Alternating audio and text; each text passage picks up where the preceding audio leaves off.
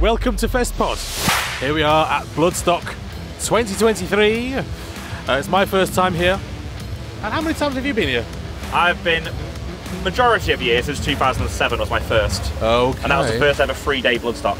Okay. So here I am in whatever year we're in. This year? Yeah, this year. Rich, how many times have you been? I've come multiple times. Okay. What about I've been to Bloodstock? I don't know. But it's probably about 4 or 5. Yeah, was it 2018 or 19? So around there, first, yeah, and then yeah. every year, not including COVID. Yeah. Since. So it's been amazing. We've met some amazing people. We have met numerous bands. Yeah, a lot of bands, actually. Yeah, loads. A lot of bands. And in fact, to be honest, I would say we've had a more successful time here as Festpod than we did at Download. Yeah, I've had a lot more people come in and say hello this Bloodstock than we did Download. Like a lot more consistently, 3 or 4 people a day will come over and go, "Oh, it's Festpod, hello." I mean, we are huge, so. Margo, go away.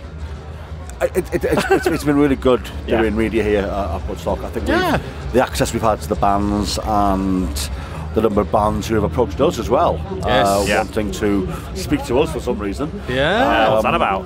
We've spoken to some really decent bands, some really good guys, got some great interviews, and it's been a phenomenal experience. It has. So thanks to the Bloodstock team. Yes, very much so. For inviting us to experience it and meet all these bands. So now we're going to show you some of the interviews that we did. We'll show them. Well, why don't we show them all? Why don't we show them all of them? Let's just drop our entire load right now. In one go? Yeah. Let's just spaff it all. At once? At once. Wow. Okay, so... Wow, prepare yourselves. Make yourselves a giant load. So first of all, Rich met Visions of Atlantis. I did. It was Chris, wasn't it? It was Chris from Visions of Atlantis. Here he is. Well, now we're with Chris from Visions of Atlantis. We're playing on the Sophie Lancaster stage later on today at Bloodstock. Chris, welcome to Festpod. Thank you so much. Absolutely fantastic to have you on. Big fan of your band and things you do. Tell me, how is it for you to be opening the festival today with Bloodstock? How it is to open the festival today, you mean? Yeah. Oh, I think it's pretty cool to play on the first day because, like, we're the only stage playing, so there's no alternatives. The people have to come watch the show. I mean, they would come anyways, maybe. Yeah, I think they would. Now they're even forced to, so it's perfect. That's what it is. So what can we expect from your show today? Yeah, like, I would say a hell of a pirate party. Who doesn't love a pirate party?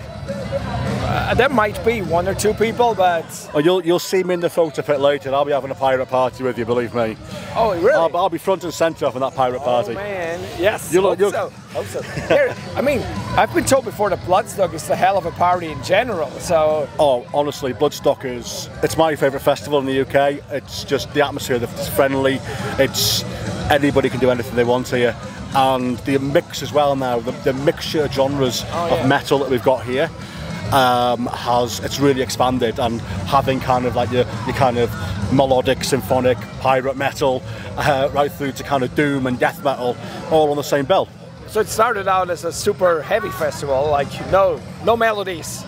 Basically, yeah, it was super heavy when it started out, and then. So we're bringing some today. Oh, absolutely, absolutely. I mean, you got to look at there's grown men wearing pink around you, all for the charity days and everything that they've put on here. So it goes to show really how the community, the sense of community is here at the festival. Yeah, but you know, for me especially, this is the first UK festival, or it's the first UK festival in this lineup of Visions of Atlantis. So this sets the standards now for all the other UK festivals. So this is your very first UK festival? Yeah. Oh wow, so we're in for your treat tonight then, aren't we? We've never been invited before. No, I'd have invited you, I'll be honest with you. Yeah. I'd have booked you earlier. You're listening, Bloodstock, you should have booked these guys earlier. But that's what it is. So talking to you, Download. So what have we got coming up for the rest of the year for you? Huh? What have we got coming up the rest of the year for you? The rest of the year? Yeah, so we're on this small UK tour now. Like it's just 1 week, so we have 3 more shows on that. Then some festivals in Switzerland, and Germany, Czech Republic, and then we're going back to the US and Latin America. Oh, nice busy 2023 for you then. Yeah, it's kind of nice. That's 5 weeks. Again, September, October, so it's gonna look good. Beautiful. Well, you know, let's hope I can come and catch you on another show sometime later this year. Yeah, I mean, we're not playing in Europe anymore, but if you come to the US, come over. You want to take me to the US with you? I'll come to the US. Yeah, why not? Hey, you know, who knows when I'm going to be in a few months' time? You don't know, do you? I might just rock up one day and I'm in the same city, and I'll be there at your show. But, all right. Hey, and I'll be there giving it the pirate party front and centre again. Okay, I will see. I will watch you tonight, and then I judge depending on your pirate party level. So if I don't pass the pirate test, I'm banned from all your shows in the future. You just need to walk the plank. I can walk the plank, then I'm allowed back in, yeah? If I walk the plank and I survive, can I come to another show? Okay. Yeah? Okay. But you won't. No. We'll see. You won't. Chris, it's been an absolute pleasure. I cannot wait to see your set later on the Sophie Lancaster stage. Thank you for joining us on Festpod, and I hope you have a wonderful show tonight, and all the best for the future. Thank you so much. It was my pleasure too. Thank you, sir. So we're here at Bloodstock with Violent Inzident. Yeah, boy. Yeah. Now, I'm loving the costumes, guys. I just think they're incredible. You've clearly put a lot of effort into it. They're not costumes, actually. Not costumes, They're sorry. what we normally wear every day, I'll have you know. Every day to work. Nice. What's it like, man, wearing a full diving suit, jumping around instead of the mad bastard that you were?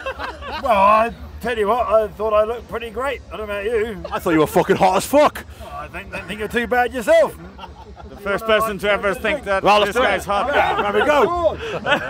So for our podcast listeners who can't see what you look like, describe what you've got on for us. Our normal clothes from every day. Yeah, just it's a beautiful sort of camouflage. This is how I go to Tesco's every morning. So we've got a Are you camouflage. are you trying to work out what kind of underwear we're wearing? Well, I mean, if yeah. you want to volunteer that, well, I'm not going to stop you. Well, you say, what are you actually wearing underneath? Well, I don't think I want to tell you that, Mr. Well, that's fine. You can keep that private. That's fine. I don't mind that. So you're a deep sea diver, clearly. No, I'm Or just you like to pretend. Acrobat. An acrobat. Not an actual. Nice. Okay, fine, all right. And we've got some. Are you sort of hiding in the woods, or? I am General Zerkov. Okay. Yeah, he Well, generally bin likes man. to jerk off. Well, bin man, I Okay, collect you get bins. the joke. Who doesn't? My name's Adi Dassol. My personality type is Oh, yeah, I like asshole. it. That's great. Okay, fine. I'm Tiny D, yo. Who are you? Just because you got gold chains on, man, don't fucking start. I am Monkey Bird. Oh wow, I'm loving this. Wow. Okay. Eamon. Hello. Hello, I'm here. Oh, you're here too. I'm here as well. You're here. I'm here as well. So I have a question. What are you? You know, why do we exist? We are the greatest new metal band the world has ever seen. I'd probably agree. I know. I'd probably agree. I was What? trying to nod, but you couldn't see me nodding underneath my extremely clever costume. Boys, I'll level with you. These fuckers were late, right? He lost his phone. He was having a wank. I was sorting it out. Did they not see our show? Sadly not. I was in the photo pit, right? I saw you guys. Fuck me, you blew You're me welcome. away. You're welcome. You really blew me away. You were great. Such a good show. So energetic. What did you think of our show? I thought it was. He was busy having a wank, apparently. I thought it was really, really good. I had a lovely time. It was brilliant. As long as it wasn't looking at pictures of us. It was it was pretty shorter than your set. I'll be honest. But yeah. Well, that's a 22-minute wank then. Hey, there we go. Pervert. So guy, how was it to open Bloodstock Festival? Well, we didn't open. First of all, we are reverse headliners. We I are the like biggest that. band. I do remember. I did read that on your social. I do apologise. Reverse headline. Okay. How was Apologies it? accepted, my How friend. was it to reverse headline Bloodstock Festival? Well, must have been amazing for all those people that are there watching us, because it's a unique experience. It's only going to go downhill from now on, basically. We were actually thinking it might be quite funny to. We don't even know what bands actually normal headlining, but we were going to start off with their Normal headlining is old, man. Yeah, Reverse headlining don't is the care shit, about bro. They're all subbing for you, aren't they? Yeah, it's all for you, boys. Yeah, of course. You're turning Bloodstock on its head. Naturally. No one knows what to expect. You know, like old days. This is the new age, and new. Yes. So, you know, we're going to turn it around, and the best band goes first. I mean, exactly. Yeah. It's You're bringing it for the audience whoever here. that might be. Yeah. Yeah, I like it. Like your style, like what you're doing. What have we got planned for the rest of the year?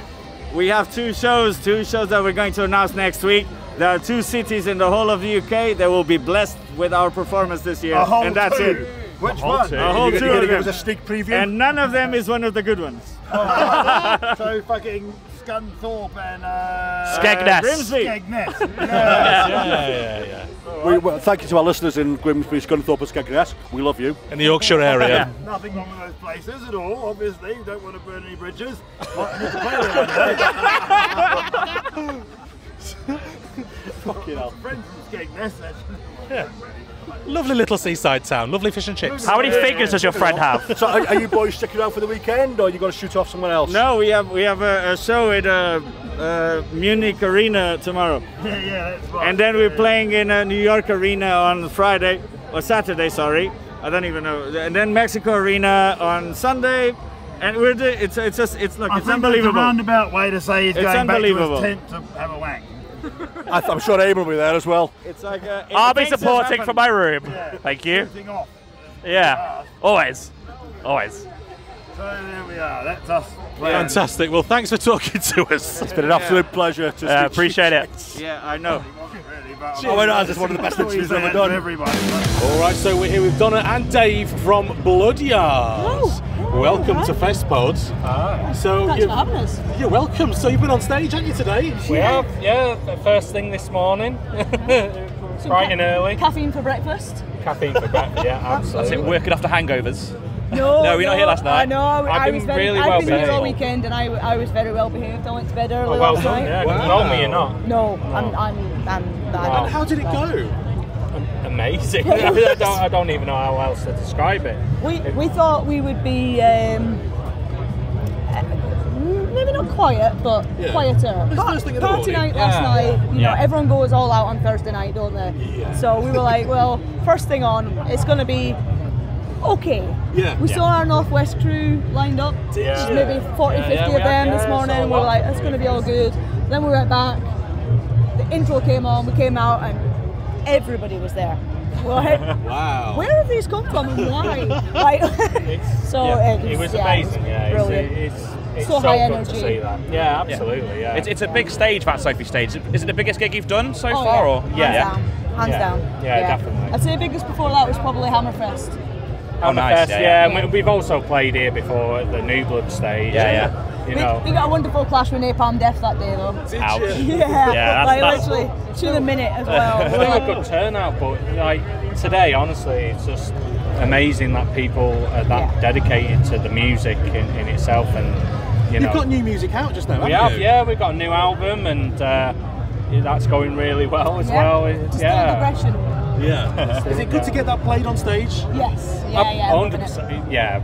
So long, like a lot of arguments and a lot of tension to what songs we need to put on there. You know, and it's a weird thing when you've got a new album out and you're testing it out for the first time, you know, and some songs take you by surprise with the reaction of it, you know, in a good way. Yeah. And some songs I'm thinking, oh, that might have been a little bit better, but it's crazy, isn't it? It's hard, and it depends on the gig as well, doesn't it? Of course it does, yeah. It's a long process tuning your set list, isn't it? It is. I mean, we've been going for 13 years now, so we're getting a bit of a catalogue together. It's getting harder and harder every gig to funnel it down. Yeah, it is, yeah. And then when you've got all the new material as well, like obviously you want to play it all the time. So I wanted to do all the face melters. I wanted to go in there 100 miles an hour, half an hour on the morning, let's go. Yeah. And these guys are like, can you just calm your beans? Yeah, chill out a little bit. We need to breathe. It's 10 a.m. Come on. You don't like like an idiot. Well, she goes to the gym like 5 times a day, and I haven't been to the gym in like 5 years. So, So if we three stand together with the gym folks. yeah, It would have been fine. It's the first band of the. If they're knackered for everybody else, that's not our fault. No, exactly. What are your plans for the rest of the year? Have you got any tour coming up? Yeah, well, we've got gigs coming up. We've got a lot of surprises for next year as well. We like surprises on Festpod. we like to do that, don't we? So, like, Yes. steady ourselves. We do it Staged. it in blocks. Yeah. So this year was more about getting sort of the album right, and then getting it out there and everything. So like we've rushed things before, being self-funded and everything is so easy to do. Oh, yeah. You scrimp in the wrong areas and all the rest of it, and so no, we got the music video done, which was very traumatic. I do not like cameras. It was awesome. It was really good in the end. Again, all self-funded and made, but I'm happy with it anyway. Absolutely, yeah. It was better than the first. Well, you weren't even in the first one. What was the video that you made? Zoophagus Philosophy. Cool. Yeah. A few more beers, it might be harder to say, but my housemate can't say it. It's really funny. she trips over it every time. We did play that in the set. Yes. Oh, right. Yeah. So yeah. We Really played a good. few of the new ones, didn't we? Yeah, half and half. We wanted to show a variety because we've had how many EPs have we had? 2 or 3? 2 EPs, 2 albums. And then 2 albums. So we wanted to really put out our newest stuff and share that with people You've as got well. to showcase it, haven't you? Yeah, When you can. absolutely. Especially But at you also Bloodstock. want to give a nod to the people that have been following you for the 13 years, because we actually, we do have a lot of people that have been with us from the start. So Right. Oh, that's nice to So know, like we played yeah. Dead Relics, which was like our first ever track. Wow. But it's still an absolute banger. Yeah. And we love doing it still, don't we? So Oh, I think after 13 years, if you still absolutely love playing it, Oh, yeah. then you've got a winner there, haven't you? And to be So, honest, even if you've gone off it, but the crowd loves it, you kind of still got to put it in there. Yeah, of course you do. Absolutely, yeah. There's always times when you think that you've overplayed it, but you've got to also understand, especially at band at our level, there's always going to be new faces and new ears. So you've always got. you forget that you haven't heard it Yeah. 60,000 times. Exactly, yeah. Do you ever get Someone's to that always stage doing when you're performing of, I just don't want to play this track anymore? No, not for me anyway. I'm happy with all the different tracks. Don't get me wrong, there's some tracks on there that are challenging, and I don't want to do that for that reason. And thinking, Well, yeah, that's a fair point, yeah. if our drummer's had a few Red Bulls or whatever, and he's playing extra fast, I can't keep up. That usually makes my life easier. Yeah, you So I'm are. like, come on, Matty, let's go. And they're like, will you pick?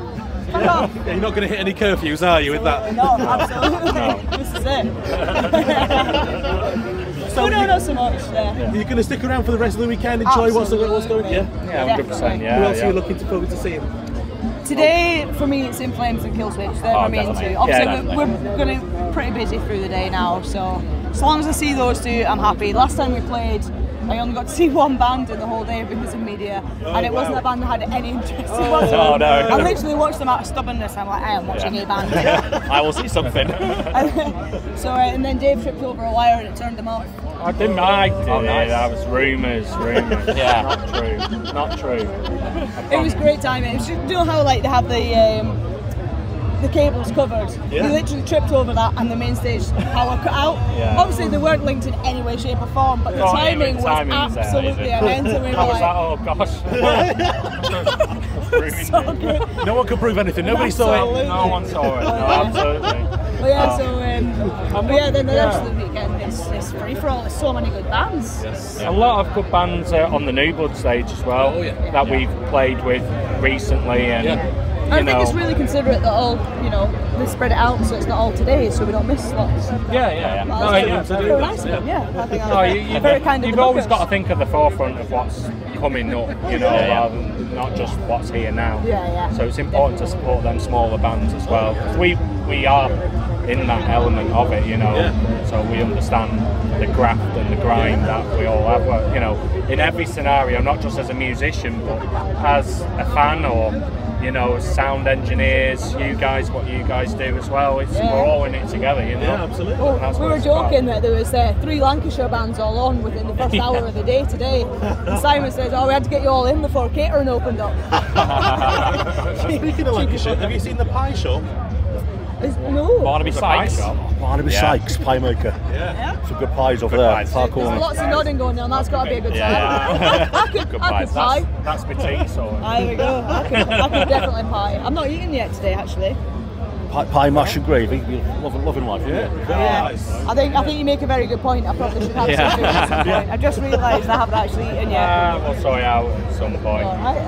Lots of liquid so far. Yeah, you got liquid. I'm very well hydrated so far. That's all you need. All you need. Tanner and Dave, thanks so much for talking to us. Pleasure meeting you. Enjoy the rest of your weekend. Thank you very much. Thank you. Okay, so we're here with Martin from Headpress. Yes. Martin, welcome to Festpod. Cheers, man. How are you? Do you know what, mate? I am living the dream. It's amazing here, isn't it? Every time I come here, been here fucking years. Yeah. Fucking love it. I was bouncing on the way here. Oh, of course, only down the road as well from the Stoke area, aren't you? Yeah, we're from Stoke, yeah. Oh, I heard you say duck before. Duck, I wasn't sure if you were from either locally or Yorkshire, because we say duck. Do you say duck? We say duck. We've got ducks up there and all. We have and all. We always thought it was a Trent thing, like, so they say it in Derby, they say it in Burton, obviously they say it in Stoke, say it in Nottingham, so we always thought it was a Trent thing. Oh, let's see. You're from Stoke as well, aren't you? Not from Stoke, but I lived there for a long time. He lives in the I work in Stoke. You don't associate Just off the yourself. A50. Yeah. Just off the A50. I lived in Leek for 10 years as well. Yeah. Thomas from Leek. Yeah. Yeah. So you won Match of the Masses last year. Last year, yeah. Unfortunately, obviously you couldn't fill, so we got you on this year instead. So. Yeah, Sam's been fucking meant. We had it was literally 2 days before we had some bad news, family incident go on, and it was like we couldn't play. There was no question about it. It's been speaking to Simon loads. He's been brilliant, and so he's invited us back this year. So fucking That's hell, great, yeah. Yeah, and It's great they could honour that for you as well. And I'm really excited to see you set later as well. So maybe we'll be down front and centre, yeah. Oh yeah. yeah, and See a this, pit going. Yeah, me and Eamon in the pit. Yeah. I'm going to knock you out. Bring it on, bitch. So yeah, this year you're essentially sub-headlining. You're on before the headliners of that tent. You're on quite late in the day, aren't you? Yeah, so we don't kind of think of it as a headlining, sub-headlining. It's just just a gig. Mates, it's just the time you're allocated. So it's like everyone's, especially that tent, the camaraderie. It's like there's nothing like that. There's no hierarchy. Yeah. It's just the time you're allotted. Exactly. So how was the Metal to the Masses tournament last year? Because I was at the final. I had no idea who you were at that point. I was there to support my friend's band. Gutted they didn't win. But when I saw you guys, on that night, I was like, yeah, they're going to win. Like, regardless. We were shocked. We were fucking jaws dropped. Because there's 6 bands on that night, and they were fucking mint. Mercy were great. Every band were good. I'm surprised Mercy didn't even get a fucking slot. Yeah. Because they were great. Warlock got a slot on there. There you go. And Halfector got a slot. Yeah. So effectively 3 bands out of 6 got slots that night. Yeah, which is mega, yeah. That's how strong the night was. Yeah, it was a really strong night, really strong night. What set you apart though? Why do you think you won? What knows? Perhaps we grunted the loudest, I don't know. It's just, we always said, we've done the Metal to the Masses a few times, and when you come out and you assess what do we need to do better for next year? We need to be tighter, we need to get more on point with the sound, with the drums, and fucking just be a better band, be a better unit. Yeah. And that's what I think we did well. We were a unit. Sometimes that's enough, innit? That just shines through. Yeah. And it paid off because, like I say, I was stood there not knowing who you were. And I wanted you to win over my mate's band, Hellfected, at that point. And I was like, yeah, come on. Yeah, they're great. Good friends of mine, but it's really, really good. What else is coming up for Headpress after this then? The only thing we got scheduled after this is with Rock the Foundry's put us on in Banbury on Friday. Okay. Nice, yeah. Mark's doing fucking mint work. Yeah. Can't praise him enough. And that's it. Then we're focusing on, we want to get an album out this year. We want to get more videos done this year. Wow. We released a video last year on the run up to Bloodstock, but obviously there was a whole sort of stalled. Which video was that? That was Outlines. Okay. So that was intended to be released on the run up to this. Oh wow, yeah. For this last year, but it stalled. So we want to we got a few more tracks recorded. We got loads in the bag to writing. Oh, we want to just focus on that. Just pick up the odd gig here and there, just to keep yourself on point. Yeah. Yeah. Just keep going. Yeah. Fantastic. Lovely. All right. Well, thanks for chatting to us. Yeah, Wish sure. you had a great experience in this year's Bloodstock. Yeah. We'll have a beer later. Absolutely, yeah. Cool. Cheers. Thank you so much. Cheers, fella. Cheers, man. Oh, that's modern. Cheers. Great bunch of lads there, interviewed right here on the green turf Green grass. of Bloodstock. They're slightly wet and damp and moist. Yeah, the mildly moist green. Moist. Mildly moist green. We had some downpours. It's been all right mostly. Yeah, it's not too bad. Talking about loosely. Where's Lee? Why is he so loose? He's in where does he live? Bicester, just off the A51. I don't know. It's all like that, isn't it? Something like that. 41, M40, M40, M40, 40. Just off the M40. Yeah, just off the M40. Ish. Bicester-ish. Bisterish. So yeah, here's some more interviews. Braving the rain here at Bloodstock. Please welcome Seething Akira. Hello, boys. The great storm of 2023. It's happening. It's happening. So you've not long come off stage. How was it for you? Average. Average. No, honestly. Can we swear? Yeah, of course. Is that what the fuck He's you a want? fucking bellend. It was absolutely incredible. Like, mind-blowing stuff. Mind-blowing stuff. Gig of career, I think, for me. It was Really? It was really up there. One of my favourite things we've ever done. I mean, you've been working your way up the stages. We've only got 2 more left. Serpents and Jaeger. Yeah. We've done that. It's all downhill from here. We've asked Catcher, we've got them all. You had an incredible crowd as well early doors today. I mean, like 10:45, and bloody hell, the amount of people that came out to see you. Could not believe that. We were not expecting it. Honestly, you do get humbled by that. I mean, we did not know what to expect because of that time. But yeah, like 2 or 3 tracks in, I was looking out and I was just like, what is wrong with you all? Why are you here? Freaking ridiculous. Go to bed. One of the biggest things is how much you seem to enjoy yourselves when you're on stage. Yeah. And that's genuine. Yeah, we do enjoy ourselves that much at all times. I got some great photos of you, some great facial expressions. And I need to download for my OnlyFans again. Did you get Charlie's Secret Hand single behind? He was coming with an axe behind us. Yeah. So you guys have got new music recorded, about to be recorded? Yeah, so we're all wrapped up on that album for now. Okay. From our side, obviously mixing, mastering, everything to process. Right. We reckon this year we'll have something to show you. Yeah, okay. Next year will be the full album. Right, fine. But you gave everyone a treat today. We dropped a couple. Do you want to anchor down? Like, don't you blow it away. There she blows. Soggy Akira. Seething Akira. Fest soak. Yeah. Yes. Yeah. Yes.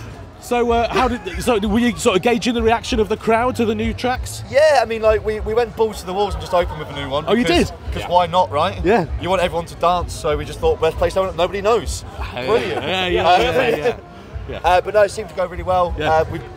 Love it. I'm really proud. I think we all are. We're really proud of what we've made in this album. It's just can't wait to get more out. It's cool. Yeah. Get it out now. Have we got a title for the album? We do.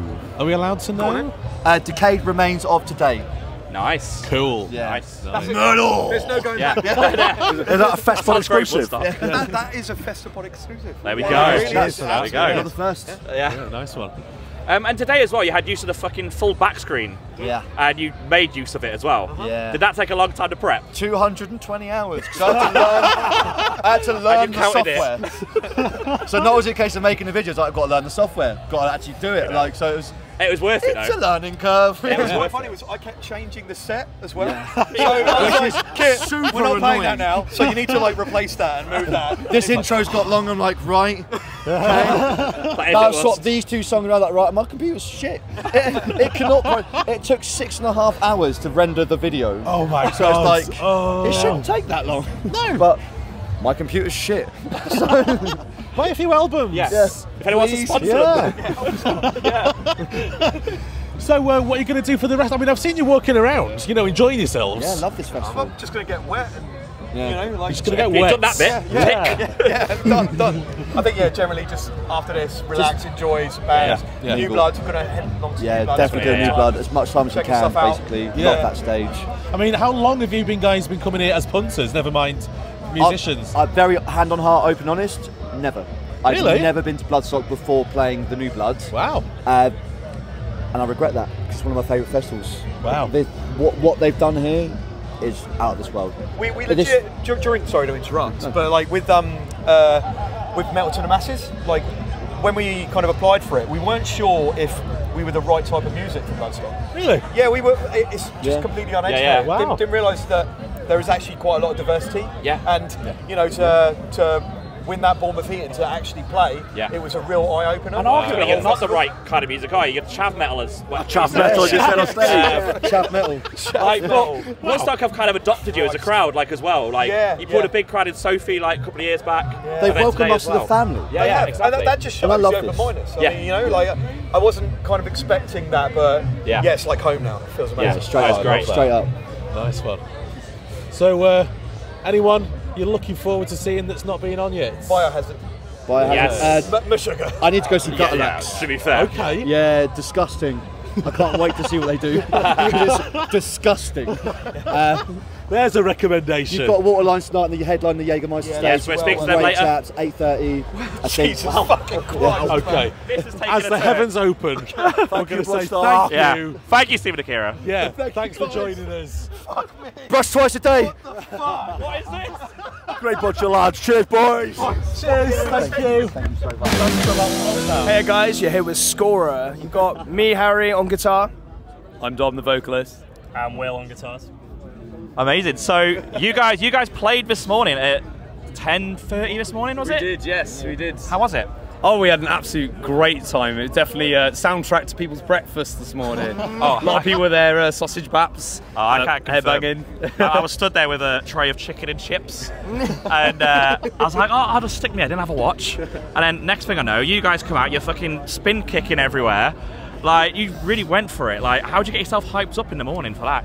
I think it's a lot of like, you know, pent up stress and childhood trauma, you know. And that really hits home at 10:30. Specifically at 10:30. Really any other slot we would have been fine, but 10:30 specifically, that was terrible. No, but I think, to be fair, when you're in a band like us, because the band after us I think was a little bit more mellow, to be fair, it's hard not to get pumped when it's like really aggressive, like hardcore stuff like that. I mean, as you personally saw, like it gets me riled up. Oh, it did. I'm like the little chihuahua in the band, do you know what I mean? Yeah, you were flying everywhere. So you came through Metal to the Masses, Cheltenham. Yeah, honestly. How was that competition for you? Insane. It was very competitive, actually. We did it a few years before. We got through as the wild card. We didn't quite make it, but this was ours to take, and maybe a little bit of luck, maybe a little bit of... Sky's the limit now, right? I think the main concept with it as well, dude, is that every band in the finals was so different. Like, it wasn't like we were all hardcore bands battling for that thing, so you could be like, oh, they're all kind of similar. It was like we were all completely different bands. So maybe that worked in our favour. It did, yes. I mean, to be fair, it says a lot about like Cheltenham metal scene, and like one thing we sort of been doing while we've been here is just bigging up, like, we're from Cheltenham. It's like Cheltenham is a place you can visit it. How is the Cheltenham metal scene? Yeah, it's small but diverse. When you see Cheltenham, you don't think about the metal scene, do you, really? I think it's because Cheltenham, everybody knows it for obviously Gold Cup. He's just a poser. And unfortunately, that's something that happens every year, and it's invaded by thousands of people. But I tell you what, there's some nasty cracking bands, and like we said about the final, it was very, very close. And to be honest, we had lucky enough we had Crusher guest judge, and he was saying any of the bands could have been playing. And to be fair, I agree. Every single band that played, should be here as well. But, definitely. So leading up to today, nervous, excited? Oh, I don't know. They're a bit one and the same, those two. Leading up to it sort of came in waves the day before. A little bit nervous, very excited. But then it just over in a flash, the adrenaline kicks in, and honestly, I just wanted to keep going. My one concern with it as well, is one, I wasn't allowed to drink beer but the day before, of course. that was the biggest concern. I didn't want to hang over. But like, genuinely, you have this whole, like, I don't know, I had this like idea in my head that like, oh, every string on my guitar's gonna break or whatever. But like, once you're in it, like Will said, it goes. Yeah. It just I think I blacked out. Yeah, like, I don't actually remember doing it. It was kind of, I was talking to the Chronicles podcast, and when they was like, how would you describe the set? And I was like, it's a bit like the beaches of Normandy. Where, like, we were off the boat, and then suddenly I was on the shoreline, and I was like, what the hell just happened? 30 minutes of my life is just completely gone like that. So it was quite nice to actually see it on Instagram this morning. It's like, oh, someone filmed a bit of it. So I was like, where was my picture? Hey, we sound pretty good. Why does he get special treatment? I know, I'm so sorry. So what's next for you guys? So we're working on debut album, and it's taken a long time to sort of find what Skora is, and it used to be quite a lot thrashier, I guess, and we were really into metalcore, so it was a bit of that. Yeah. But now we've sort of managed to work out, you know, where we sort of sit with it all, and now we've done that. We've got a bunch of songs together, just got to finish it off, get it out. Hopefully, getting the perfect blend, mate. Yeah. Play more festivals. Yeah, all being well. Is this the first you played, or have you played in many more? This is our first. Well, we played a small festival a few years ago. I wasn't there. I wasn't there before you and Van. But this, like, we're counting this as like festival debut. And what a debut to have! Oh, 10:30 in the morning, kicking the shit out of a New Blood stage. Loved it. We just had an absolute blast. Mate, I mean, I say we did. Again, I blacked out, so I don't know. It's just having fun, and like, honestly, the crew. Yeah, shout out to the crew. They were incredible. Yeah. Oh, okay. And I'm not now to tell everyone that I've met ever, but I also won the guitar that they were giving away, just as a little thing. But like, Crusher, guy in there. You know, like, without him, we wouldn't be here. It's just been it's been so much. Like, going from, like, as to say, like most bands playing like pubs, you play like little things, and then like straight away you're like, we're playing Bloodstock. It's insane. Yeah, it's mad, innit? Main stage next time. Tell me about Bloodstock. I mean, do you guys come? This is our first Bloodstock ever. Wow. Yeah, it's almost it's a point of shame, really. Everyone's been going, so have you come to Bloodstock? We're like, oh, this is the first time. A lot of people come in, why? Yeah. Why haven't you? And to be fair, I agree, why haven't we been? It's been absolutely brilliant. Do you guys get to other festivals, or? Yeah, well, we went to the 2000 Trees this year, because obviously local, Cheltenham, you know, it's only up the road. Yeah. That's wonderful having a festival up the road, I tell you that. I bet it is. Because it means you can go home and sleep in your own bed. It's lovely. And like Art Tangent, we've been a few times, because we love our sort of math rock and prog and stuff like that. But yeah, to be honest, it's you've been to Download, haven't you? No. Oh, I thought you had. I tell you what, because I'm really salty about this. Every single one of my mates and my brother got to go, but I was that. No, and tell you what, the lineup this year, sorry, incredible. I'm gutted, but I'm playing Bloodstock now. Yes. That's it. Yeah. All is Shout right. Shout out to my brother Ellis for stealing the last ticket. And it might be obvious for you, but who are you guys looking forward to seeing today? Not Loose. Not Loose, of course, but I guess you can't talk. Yeah, it's got to be Meshuggah. It's Meshuggah, yeah.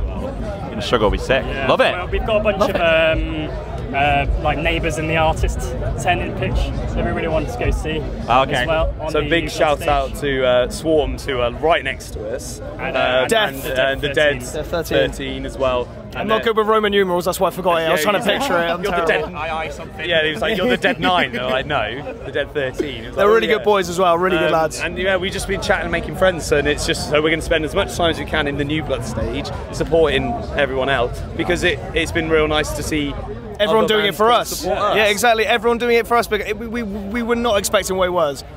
It was like it's just a sense of community. The metal community, honestly, everyone's so close together. It's a beautiful time. Yeah. It's a beautiful place to be. Fantastic. Better than Download so far, I can say. Hey, strong statement. Love it. We might play Download one day, so simmer down. Yeah, half an hour. Yeah.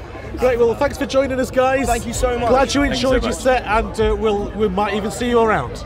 Yes. Absolutely. Cheers, guys. Thanks a lot. Cracking. All right, so we're here at Bloodstock with Waterlines. Yes, you are. Good afternoon. Nice to meet some Northerners down here in Derbyshire. They're not proper Northerners here, are they? They're not real Northerners. Sorry, Derby. You're from the northwest, aren't you? We are indeed. Yeah. Whereabouts?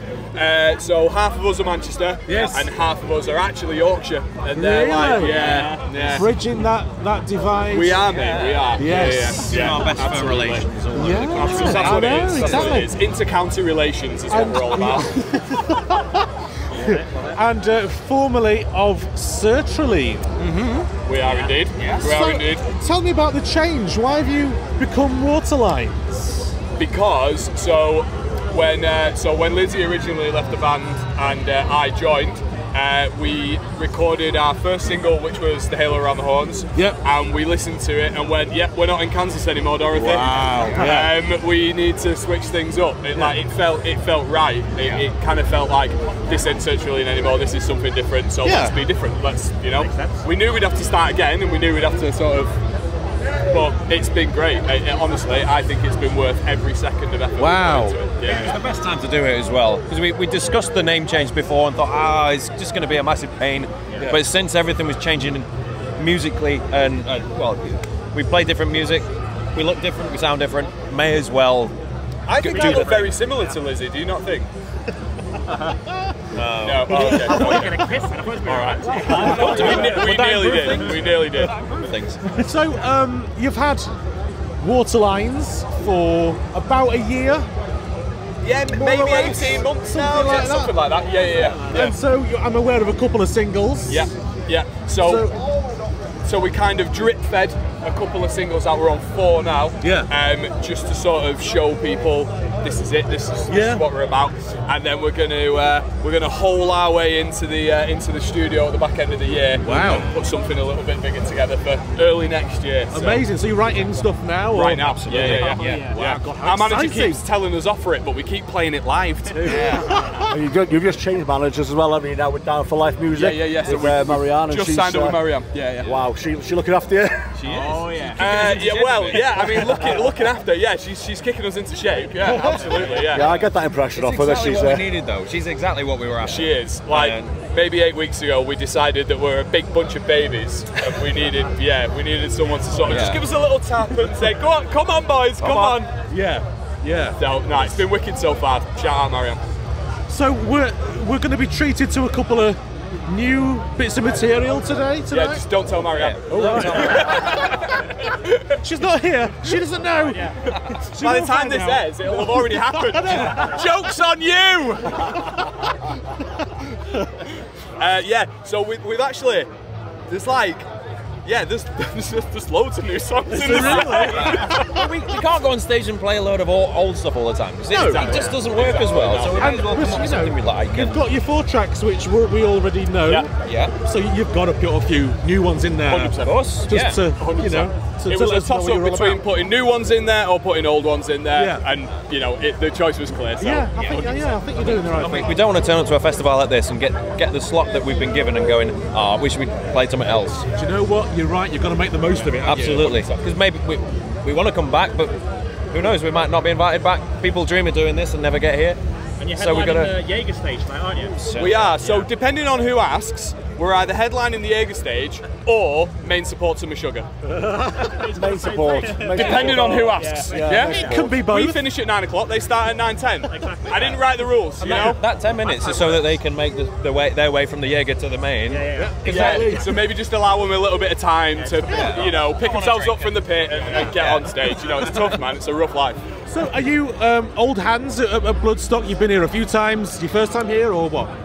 Bloodstock's been very kind to us because they invited us when we did the New Blood stage with our old band. Yeah.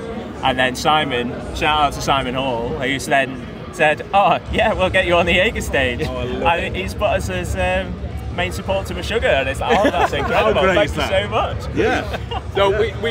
So we got this. I kind of thought, like, when you get invited to Bloodstock, I kind of thought it'd be a bit of a copy and paste email, a bit of a like, "Oh, we'd love to offer you this slot or whatever." Simon Hall literally wrote like paragraphs in this email saying, "Knew you used to be Sertraline, loving the new sound, loving the new direction, seen some live videos and stuff, love you to come and play. We can offer you a later slot on the Saturday between main stage artists." And we didn't find out that we were headlining until it got posted on Facebook. Nice. And the group chat was just going, "Oh my God, go on Facebook now, we're headlining." So, I mean, are you festival goers as punters? Do you go to festivals yourselves? When we can afford it. Which is never, But we're quite lucky in that we've been offered a number since you've been a part of it. We've done Radar funny. Festival, You keep Tech turning Festival. away from the mic, and he's just like chasing you. I don't know which mic to talk to. Mike just keeps going. Sorry. So yeah, past few festivals we've been to is because we've been offered slots, which is really, really nice. But it's made us want to come back. This is the problem though with getting invited to festivals. So I keep going to festivals for the first time and playing them. So which is good for two things. One, I get to experience an amazing festival from, you know, with all this cool, crazy stuff that you never get to do as a punter. Yeah. But also, I'm broken now, and I can never come back as a punter. Like, what do you mean I'm not allowed in the press tent? Do you know who I am? Exactly. I was main supporter of Sugar. You know who I am. Exactly. Are you going to get a chance to watch them? We might hear them. To be honest, we're in the Jaeger stage. I don't think we'll have a choice. Oh, yeah. It's going to be the best loadout music you could possibly have. You'll just put your instruments down and just go, watch them. Yeah, exactly. We'll load off when we're good and ready, thank you very much. No, I don't need those symbols anymore. No. You can keep those. You can keep them. So what have you got coming up the rest of the year? Oh, a few bits and bobs. We've got a bit of recording to do to get this new stuff ready, and then we're out for a few days in September, maybe some stuff in October that's not quite announced yet, not quite ready to announce yet. Okay. But, yeah, we're going to try and keep being it as very busy as possible. secretive about it all. No. Yeah, just make sure you're watching, because it will be announced, promise. Okay. We are Waterlines on socials: Facebook, Instagram, TikTok, X, X. Threads. Threads. We're on Threads. Are you on Threads? No. Right. No. So yeah, keep an eye on the socials. There's loads of stuff that's yet to come. Yeah, we're going to keep as busy as possible, and then we're going to hit next year as hard as humanly possible. Wow. It's going to be fun. Oh my God. Can't wait to see what you boys come out with. Next year's going to be wild. It's going to be good. Next year's going to be wild. It's going to be wild. We've come in with one mission, right? So we're playing the Jaeger stage this year. Absolutely honoured. We want Sophie. We want Sophie stage, so we need to get in there. We've got one mission, and we're gonna fucking level that stage. Am I allowed to swear? Yeah, sorry. We're gonna fucking level that stage. I'm hoping it's not going to be there in the morning, so sorry about that, Bloodstock. Sorry. We need another new tent. They can't be expensive. It's only a tent. Get another one. Yeah, there's loads in that field. Get another one. Borrow that one. Amazing, guys. Thanks so much for talking to us. Thank you, man. Thank you. Enjoy the rest of your weekend. Thank you so much, dude. Cheers. Cheers, boys. I think we nailed it. Here we are at Bloodstock with Matt from Repulsive Vision. Yeah, boy. How's it going? It's going really well, really well. You've just been on stage, haven't you? I have. How did it go? Fucking brilliant. Was it? Really? Can I swear? I mean, yeah. You can say cunt, you can say anything you want. Oh, fantastic. You call even a cunt, you get extra points. Oh, Get brownie points. we'll leave it till the end of the interview. Keep him on side for now. Okay. Yeah. No, it was great. Honestly, the response was amazing. It felt great. It's been such a long time that we've been kind of wanting to do this slot and everything. So I feel like it really made sense. You know, it hit home. You know, I mean, we're on stage and everything. It really was cool. You know. You had an absolutely fantastic crowd in that tent as well. Yeah. And It was honestly, the energy coming off that stage was. Oh, it was just everything, the power of the guitar, the bass, and the vocals, everything. Obviously, your sticks man as well, but everything was just there, and it was just in your face, and it was just beautiful. Yeah. We were loving it. I was trying to take photos of you, and I was just like watching you, sat on the step of the Mojo barrier, just, oh, this is great, this is. I'm not going to take photos. Cheers, mate. Thank you very much, mate. Really appreciate that. I mean, I'm a punk at heart, so the energy of that, I mean, I grew up on thrash and punk and all this kind of stuff. So I've never been one to just standing still when playing. I mean, it all comes down to like Angus Young and all this. Yeah, you've got to go out and do it. You know, if you're playing live, people are going to see a live band. You don't want to listen to it on a record, do you? You know. Yeah. So you said you've been wanting to play here for ages. Do you come here regularly, then, like every year? I do. I don't think it's been every year. We've had a few gaps, but most of the years since 2011, I've played. I've been here. You know. Yeah. So you know the crowd, you know the vibe. Oh so yeah, totally. Make a lot of difference to you. Exactly. It's such a homely vibe, a family atmosphere in this. You know, I seem to know everyone. You know, I can't walk 10 paces without bumping into someone I know. You know. So you know, it's just cool. I love the way it is, and it's never been any different. You know. So what's next for Repulsive Vision? Where do we go for the rest of this year? Well, we've got we're playing Malta Death Fest. We're doing a 3-day tour in Italy. We're doing Venice, Florence and Milan. Nice. We're doing Beyond the Grave Festival in London with Benediction. Wow. Yeah. And that's it for this year so far, I think. I think there might be another one that we're keeping under wraps for now, you know. Yeah. Do you want a media team to come with you? Roadies, I heard roadies, right? Yeah. Italy, here we come. We'll get the pizzas on the oven ready for you, mate.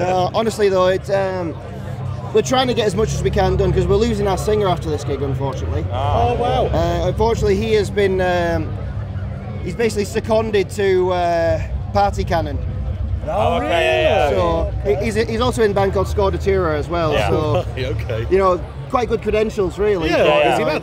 So he's doing full American tour later on this year and everything, so we can kind of understand that he's stepping down. Yeah, it seems fair. We've auditioned a few people and we're trying to work it all out for there. We've got a stand-in for the next few gigs and that, so... Rich will have a go.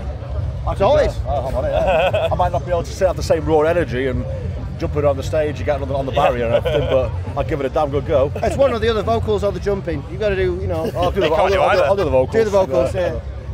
Eamon can jump. I can jump, yeah. Well, we'll tag team it. Hey, Two from it, there you go. Get House of Pain to start off. That's it, yeah. I'm up for it. So, I'm going to say, you're not going to audition me now, though, are you? No. So, highlights of the weekend so far? Oh, God, that's difficult, that. Candlemass are one of my favourite bands, so... I mean, they were just one of those bands that is constantly reliable. They always play that quality. Killswitch Engage were a lot better than I anticipated. They were very, very good. You know, I saw them with Howard, like, back in the Middle Ages, and they were fantastic. And even though metalcore's not really my thing, I think that they really kind of cross over into a bit more of a diverse audience. In Flames were better than I anticipated as well. Zetra. Actually, Zetra were fantastic. They were like a two-piece typo negative-y, My Bloody Valentine kind of droney kind of weird band, really cool, you know. Can I ask you what your favourite food stall is here at Bloodstock? Well, I really enjoyed Scandinavia yesterday. That's that burger. That burger. That burger. You're right, actually. Very good. Very nice burgers. We smashed one today. I had the beast burger. Oh, nice. And the wild boar loaded fries. Yeah. Oh, I've been looking at that. I quite like the chicken stall over there. You know, the wraps and all that kind of stuff. Yeah. I quite fancy the rotisserie. I've not tried it yet, but I've heard good things. It's good. Get a whole chicken on the go. You can't think a bit of chicken, can you? Oh, not at all. No. Full chicken to myself. You know, just sat there greasy after my set. What more do you want in life, man? Exactly. Fucking mate. Exactly. Cheers, Matt. Thanks for talking to us. No worries. Thank you so much. Don't forget to call Eamon a cunt. You're a cunt. Whoa. You're a friendly and loving cunt. Oh, he's calling you a cunt. This is good. No, this is it. You've got the wrong person. Oh, this sorry. is. No, you've got the right cunt. You don't say things. Even cunts are warm and inviting. Yeah. Most of them anyway. Well, hopefully, you would think. Okay, cheers, man. Thanks a lot. My apologies. Oh, it's all right. Here we are with Bloodmores at Bloodstock. Hello. How's it going? Fantastic. Yeah? Absolutely fantastic. We've not long come off stage. We're still buzzing. I'm very sweaty. It's been amazing. I second that statement. So how was it? Because I was there, so I was towards the back of a tent, and the tent just filled up as your set went on. Yeah. Which is always a good sign that people aren't leaving. Yeah, absolutely. So how was that for you guys? It's always reassuring. It's reassuring when people aren't just walking out. Yes. It makes you realise that you're a draw. Exactly, yeah. That people are going, they're sort of checking you out and they're going, oh, this band are good. Yeah. And they're coming in and watching you. And they're watching you because they genuinely think you're playing well and you're good, you know what I mean? So, Yeah, I mean, I had one guy come up to me when we'd come off, and he turned around and said, I ditched Crowbar to come and see you guys. Like, I was going to say, yeah. And I was blown away by that. I'm thinking, hang on a minute, you ditched a main stage band to come and see us? thank you so much. Exactly. Because that was a hard clash. Very humbling. Very genuinely didn't know how to react, but like it was wild just hearing that. As people enjoyed it, and you know they're getting out of the rain as well. That's another thought of mine. But you know the weather's not been too great today, realistically, over the course of the bit of a mix. But it's been a bit bipolar, the weather today. It has, yeah. So, who else are you seeing this weekend? Gosh, well, obviously the main band, like, I'm very old, but no, the main band for me is Megadeth.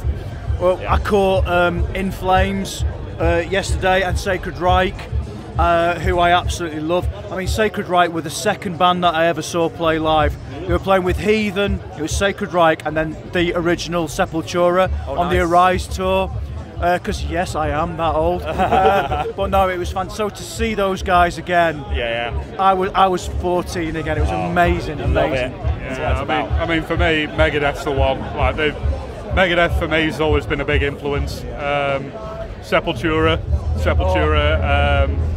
even like with it not being Max, I still love Sepultura. They're awesome. KK's Priest. Ugly Kid Joe. KK's Priest. Yeah, I was about to say that. Yeah, the last minute edition. What a last minute edition as well. You know what I mean? I know, like, obviously they've got they're doing their own material, but also they're playing Priest stuff as well. And of course they've got Tim Ripper on vocals. The original. I mean, oh my God. You know what I mean? It's like seeing Judas Priest again. Judas Priest supporting Megadeth. Great. Amazing. Yeah, I mean, such an influence on. I would have loved to have seen Priest with Halford like a couple of years ago when Priest headlined here. And I really regret not getting tickets for that. But other ones for this weekend, I really enjoyed Heaven Shall Burn yesterday. Fit for an Autopsy were great. Oh, they were excellent. They were excellent. Yeah, I mean, I've seen them. I saw them open for Thy Art Is Murder in Manchester. Oh, nice. And they killed it. They were awesome. Love Thy Art Is Murder. Oh, I love them. I love a good breakdown. Like, I'm gutted I missed Not Loose. Like, because I wanted to check them out with them being like a kind of deathcore, hardcore band. Like, just breakdown central. Love it. Tell me about Bloodstock. Is it your favourite festival? For me, yeah. It's the only other ones I've done are I did Download in 2012. Oh yeah. When Metallica did the Black Album in full. Really? Yeah, that was an experience. You were there? Yeah, I was there. Yeah. It was very moist. Yeah, that was. That's one way of putting it. The mud fight before they came on was an experience. It was particularly special. And then I think for me the thing with Bloodstock is all right. It's that medium-sized festival. Yeah. We all know that. But there's a family feeling to it. That's it, if you've been coming here a few years, people know you, people recognise you, you're saying hello to the same friends. There are people coming here with their kids, with their babies. I mean, we've seen that in camp. People walking past camp with like kids, they can't be more than 3 years old in battle jackets. Ear defenders on and all that. It's awesome to see. But you know what, it's so special. And the way we've been treated this year as a band playing was just like, it was like a family, wasn't it? This was actually the first time I've ever been to Bloodstock. Is it really? Yeah, I've never actually been here. I wanted to come here for quite a long time, but I'm not into like the extreme side of heavy metal. I'm into metal, but I've always gone to festivals like Download. I went to Sonosphere when that was a thing. Rest in peace, Sonosphere. I did Sonosphere. We did the same one as it turned out. Yeah, we did actually. 2011. But that stopped abruptly. I don't know what happened there. But I know what happened because I found out what happened. Apparently, Sonosphere turned around and said, "We cannot give the quality of bands that the ticket price warrants." That's why they stopped. It's a massive shame. They put that out there on the Facebook page. They felt like they couldn't deliver in terms of quality. It's a massive shame that, because it's Nebworth, and that is a beautiful massive venue. It's historic. I know. I've also been to Nova Rock in Austria. Wow. That was a really great experience. That was a long time ago, but this is the first time I've ever been to Bloodstock, and I've enjoyed it so far. It's really good. Everything that they just said. It's a friendly atmosphere. Families all around. It's completely true. It's like very much one of the friendliest festivals I've ever been to. There is no like obscene, shouting, drunk, messy people. That's the only way I can describe it. It's just a very well, maybe. But doesn't it make a difference? It's the only way I can describe it. It's a very grown-up festival. That's the only way you can describe it. There's no. I mean, the lack of drunk, shouty people just makes it feel I don't know, it's just better. You know, you sort of want some of them at your gig, don't you? Obviously. Oh yeah, you want them when you're playing. Yeah. Just afterwards, you're like, all right, yeah, enough. As long as they're quiet and responsible. Yeah. The more drunk, the better when we're playing. After that, sober up quick time. Yeah. Come on now, start a pit. All right. Off I go. I mean, that pit must have been like 20, 30, maybe even 40 foot wide. It was wild to look at. It was huge, yeah, it was big. It was big. great. It's one of the biggest I've seen of that tent for a while. I never got a chance to see it. I'll do me. I was so busy with like just what I'm doing. I didn't get a chance to see everything I was I came back and like I was hanging with you for a little bit, and a lot of the stuff I was saying to you I can't say on this, but keep it PG. But yeah, swear as much as you like. Don't tell me that. No, seriously, there's a story behind that. We were once here and there was a band on that swore a lot. Right? Don't get me wrong, I've got no issues with it at all. I'm not a prude. None of us are a prude, right? But you know, there are little kids about sometimes, and so we were always a little bit like, you know what? We're going to try and do it a little bit differently.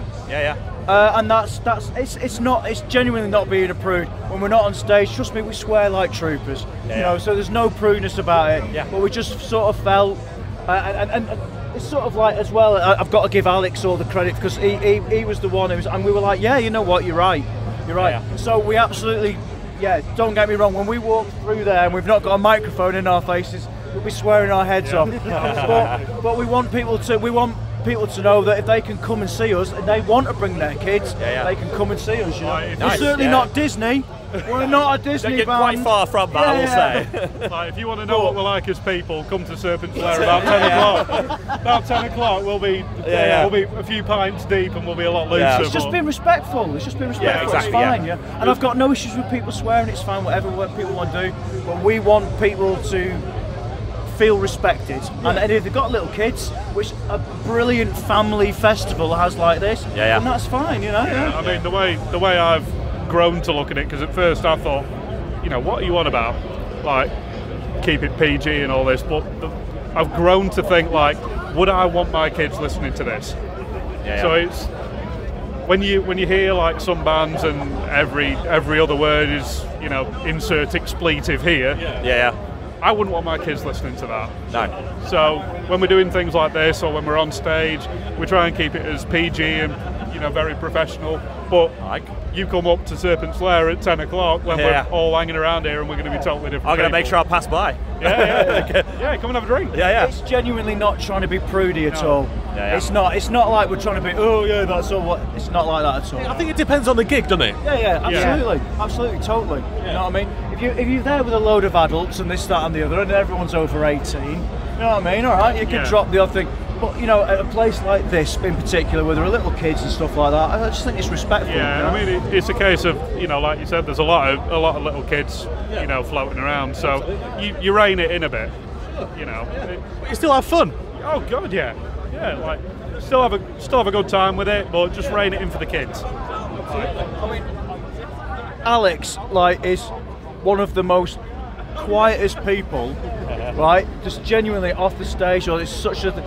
He goes on stage, he turns into a beast. He does. You know what I mean? And everyone says that. The amount of people who come up to me going, "Your lead singer is mental." Can confirm. The best way I can describe it is he goes on stage, and like anybody that's seen us knows how he is on stage, and then he come and talk to us after. It's like, "All right, hi guys, how are you doing?"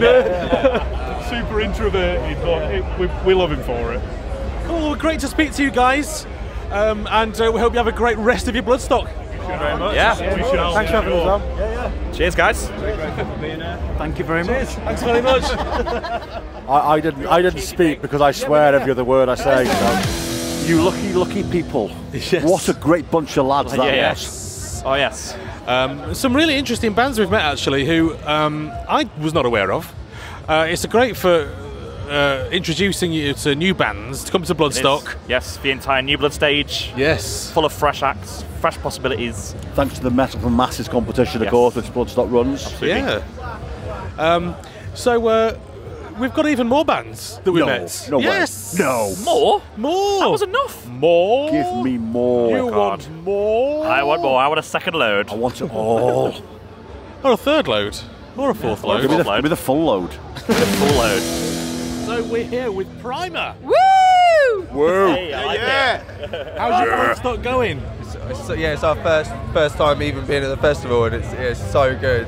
It's your first time at a festival? It's my first metal festival, and it's Max's first. Also, my first metal festival, and it's our first time playing. Yeah, incredible. It's been amazing. It's so special. It's Yeah. been so good, honestly. So you've never been to download? You've never been to? We have. No. You have. Yeah. Okay.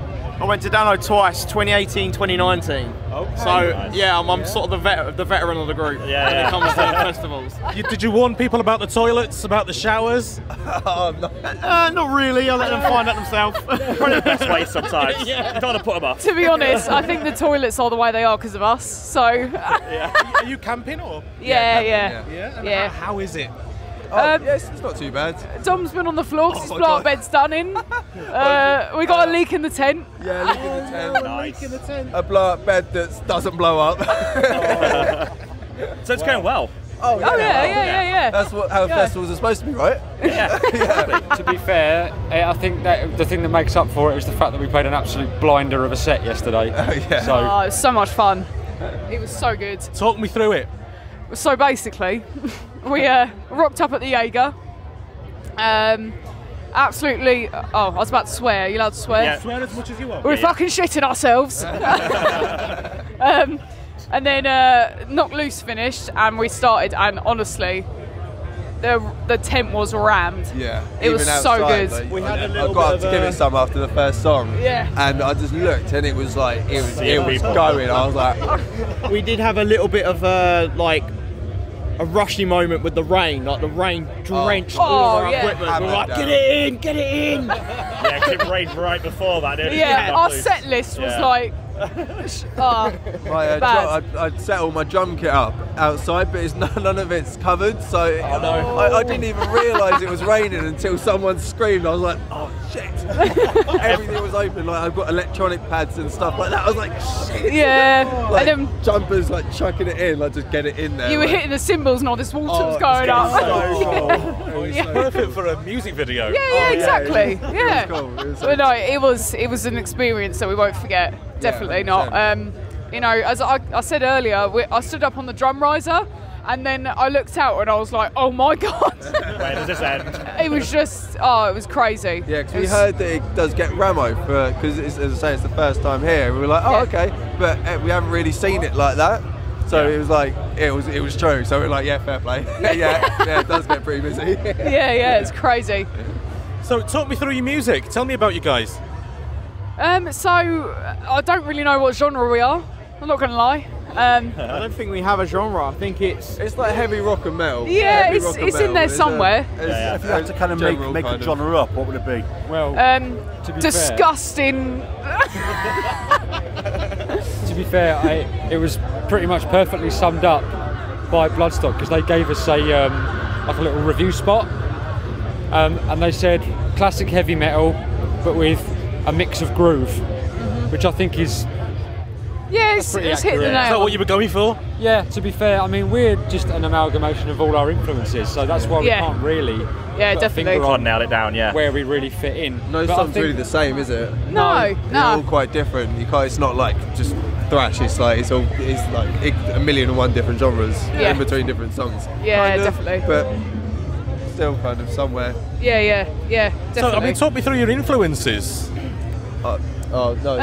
I mean, I'm a massive fan of Freddie Mercury from Queen. I'm a die-hard fan for Queen, but I also love things like Cannibal Corpse. So it really varies, to be honest. Bit of a gap between the two. Yeah, a little bit. Yeah. I'd probably say mine's probably massive fan of Steve Harris from Iron Maiden, so I'll probably get influence from his playing style. And I like Black Sabbath as well, so I kind of blend those two together. Works well. Sabbath. Yeah. Yes. I started off like always being a fan, just like classic rock and stuff like that. I only kind of got into metal when I joined the band. He was converted. I was converted, yeah, proper. And now look at me up. But like the Who, like Keith Moon, AC/DC. I love Foo Fighters. Like amazing, yeah. Oh, look at that. Rest in peace, Taylor Hawkins. Yeah. Yeah, and now it's like Megadeth and Lamb of God. Yeah, like with sugar and stuff, you know. My influence. Start again. My influences are very much the same as Dom's, because the first proper music I was exposed to was AC/DC and Black Sabbath. Yeah. And then that morphed into Iron Maiden, that morphed into Metallica, then Megadeth, and now it's bands like In Flames, Kill Switch. To be fair, you've kind of turned me on to Fit for an Autopsy. Oh, God. They were disgusting. Outstanding, weren't they? Outstanding. Fantastic. Oh, I enjoyed that. Oh, that was good. And then you go bands like Sepultura. So my influences are almost constantly changing, but the foundations of it are the classics like Black Sabbath and AC/DC. Yeah. So classic rock, a lot of classic rock. Yeah. Which I like the sound of. I'm going to check you guys out. So it's your first time at Bloodstock. What's impressed you the most? How supportive. The food. The food. The food. I love it. So it is good. As soon as we've done these interviews, I'm starving. We're going to go eat everything. The support we've got. Oh yeah. My God. And that. Yeah. Honestly, everyone's been so amazing. We're only a little band from Kent, and it's like everyone's been so supportive, and and even the audience that we had in the Jaeger tent was mental. They don't know us, and they were just. It's the fact that you can walk around, dress as weird as you want, and no one's going to judge you for it. Yeah, absolutely. That's the thing that stands out, I think. For me. It's like a big family, isn't it? Yeah. Oh, and the fact that they used our song in the Bloodstock trailer. Yeah. The Bloodstock advert. Nice. Yeah, you know the one that was like sold out. Like I don't know. That's our new single. Yeah. Fantastic. Yeah. Amazing. Put on your CV. Oh, it is.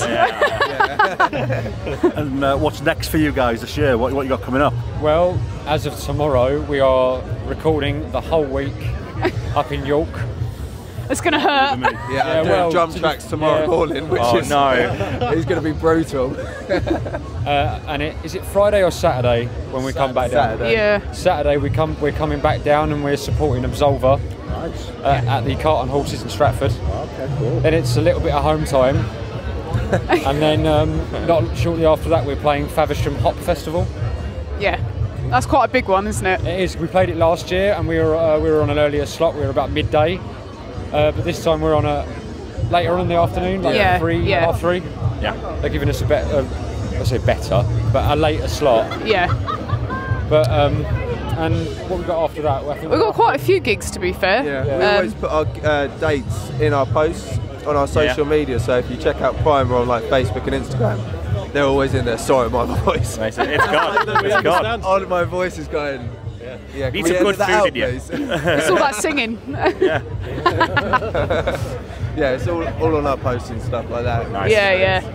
Cool. All right, nice one. Well, thanks so much for chatting. No, to us. thank you. Nice to meet you. Lovely to meet you guys. Check you guys out, and best of luck for the future. Thank you Cheers, guys. very much. Thank you very much. Cheers. Thank you. So we're here at Bloodstock with Sentient. Welcome, guys. Thank you very much for having us. So you're on later. Yeah, on later today, All 4:30. ready? All prepared? Just about as prepared as we can be, I suppose. Are you nervous? No. More nervous about the camping and the weather than like getting on stage. This looks like probably one of the most chilled guys I've seen this weekend, to be fair. We've had a lot of people tell us that they're really nervous, really worried about kind of, supporting Megadeth today. I mean, we like to think of it as they're opening or they're closing for us. They're closing for us. I think that's what it is. Confidence, I like it.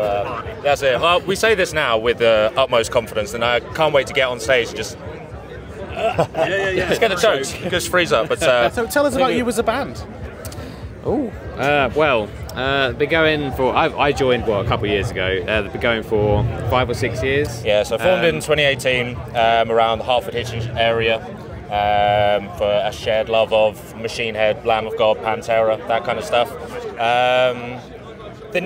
Started writing riffs with our drummer over there, who's with another guy, kind of old Fell Silent, Monuments-y, Periphery, Meshuggah kind of stuff influenced, which has just kind of progressed into just groove, technical, deathcore, heavy, spaghetti, metal. Just sort of evolving over time. Me and the bassist Charlie, we're he's new like this year, no, last year. Last year, back into last year. Yeah, and we're sort of trying to now move away from the older stuff that they had into like JB said, into like sort of newer, heavier, maybe a bit more technical stuff. Yeah, just get all like, you know, fresh stuff out. Yeah. And we made it here as well after working. It's been a long road. Yeah, it's been a long road. How was the Metal to the Masses competition for you guys? It was awesome. The guys down there that run it are absolutely spectacular. The caliber of bands is mental, especially in the final this year. Everyone like smashed it, brought their A games. I think. Luckily, obviously, with the whole what order you kind of go in on, obviously does kind of play a bit of a factor in it. Luckily, we're very lucky to go on last. But obviously, standing there watching the other bands, we were like, "Fucking hell, how are we going to do this?" But you know, luck was on our side. We turned up. The crowd turned up for us, and here we are. So. Yeah, it's been great. What's that actually mean to you as a band to be here at Bloodstock today? It still doesn't seem quite real, to be honest. It's still very much like it's just kind of festival season, and then it's like, oh shit, we're going to be over there in a bit. Like, we're part of that now. Yeah. Last 3 days it's just been standard like festival stuff. We have fun. We're like, oh wait, we're working on Sunday.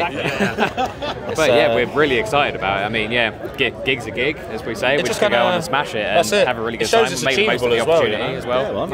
If you put the work in, you make it space like this. It's just a taste of what's kind of to come and what is, and then following this, you got to just ride the wave, put the hard work in, innit? Absolutely. It sounds like you are a hard-working band, and this sort of thing could be the massive step that you need to get to that next level. Yeah, speaking to lovely people like yourselves, and obviously like networking with everyone around here. Everyone's like super nice and chill, so it's a fucking awesome environment to be in. I love it. It's really cool. Yeah, love it. So talk to us about Bloodstock. I mean, you say you've been enjoying the festival the last few days. You've been here before? No, it's our first time, me and JB. Popping the cherry. Popping the Bloodstock cherry. Yeah. What a way to do it. Exactly. So we've been here since Thursday, taking it all in. It's been awesome. It's been really cool. Yeah, really good. We've been to download a few times, and then come to this. It's, I'd say, controversial. Better. It's better. Oh, hot take. Oh, you went there. Hot take. You went there. Hot take. I haven't got to walk as far. That gives it extra points over every time. Who have you seen then this weekend? Who have you? So Fit for an Autopsy yesterday. No, Friday. Sorry, it all blurs together. What year is it? Fit for an Autopsy, Killswitch, Crowbar, Knock Loose, Meshuggah last night. That was a goddamn experience.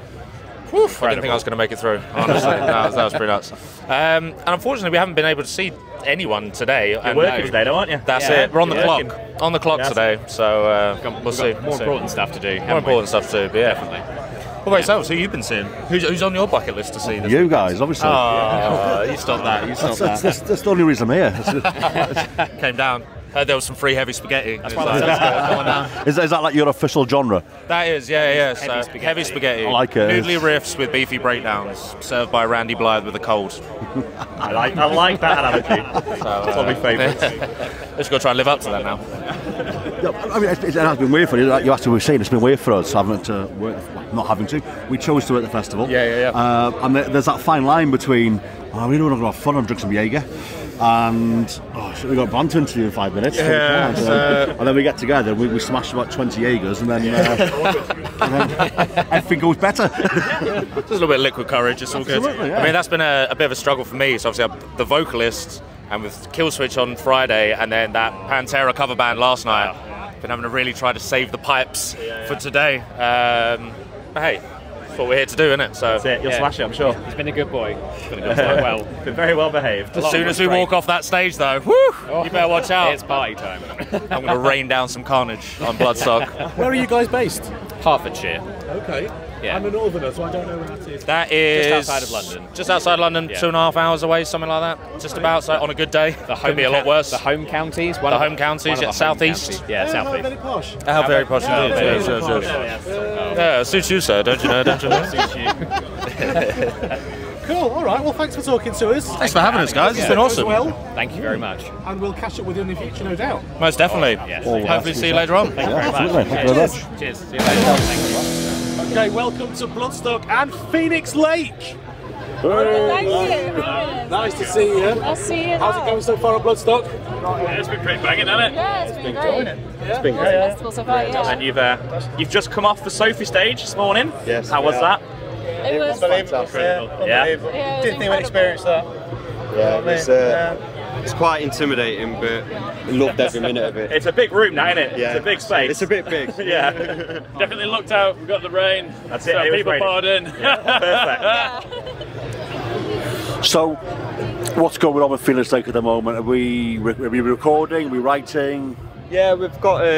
Well, we've just released his EP, Beyond the Flames, and we're currently writing material for the new album. We're hoping to get a song released by the end of October, but I can't say too much, just in case it don't happen. But not Festpod exclusive, no? No, unfortunately not. we did play it today though. Played it. Got a sneak preview. So yeah, play it up there. But no, we're just concentrating on recording some new material and recording and that. So. Yeah, trying to write some more stuff as well. Get more material out for hopefully a new album, maybe EP album. Not too sure yet, but yeah. So is this your first time at Bloodstock? No, first time playing. First time playing. Not first time. I think this is my 4th year here.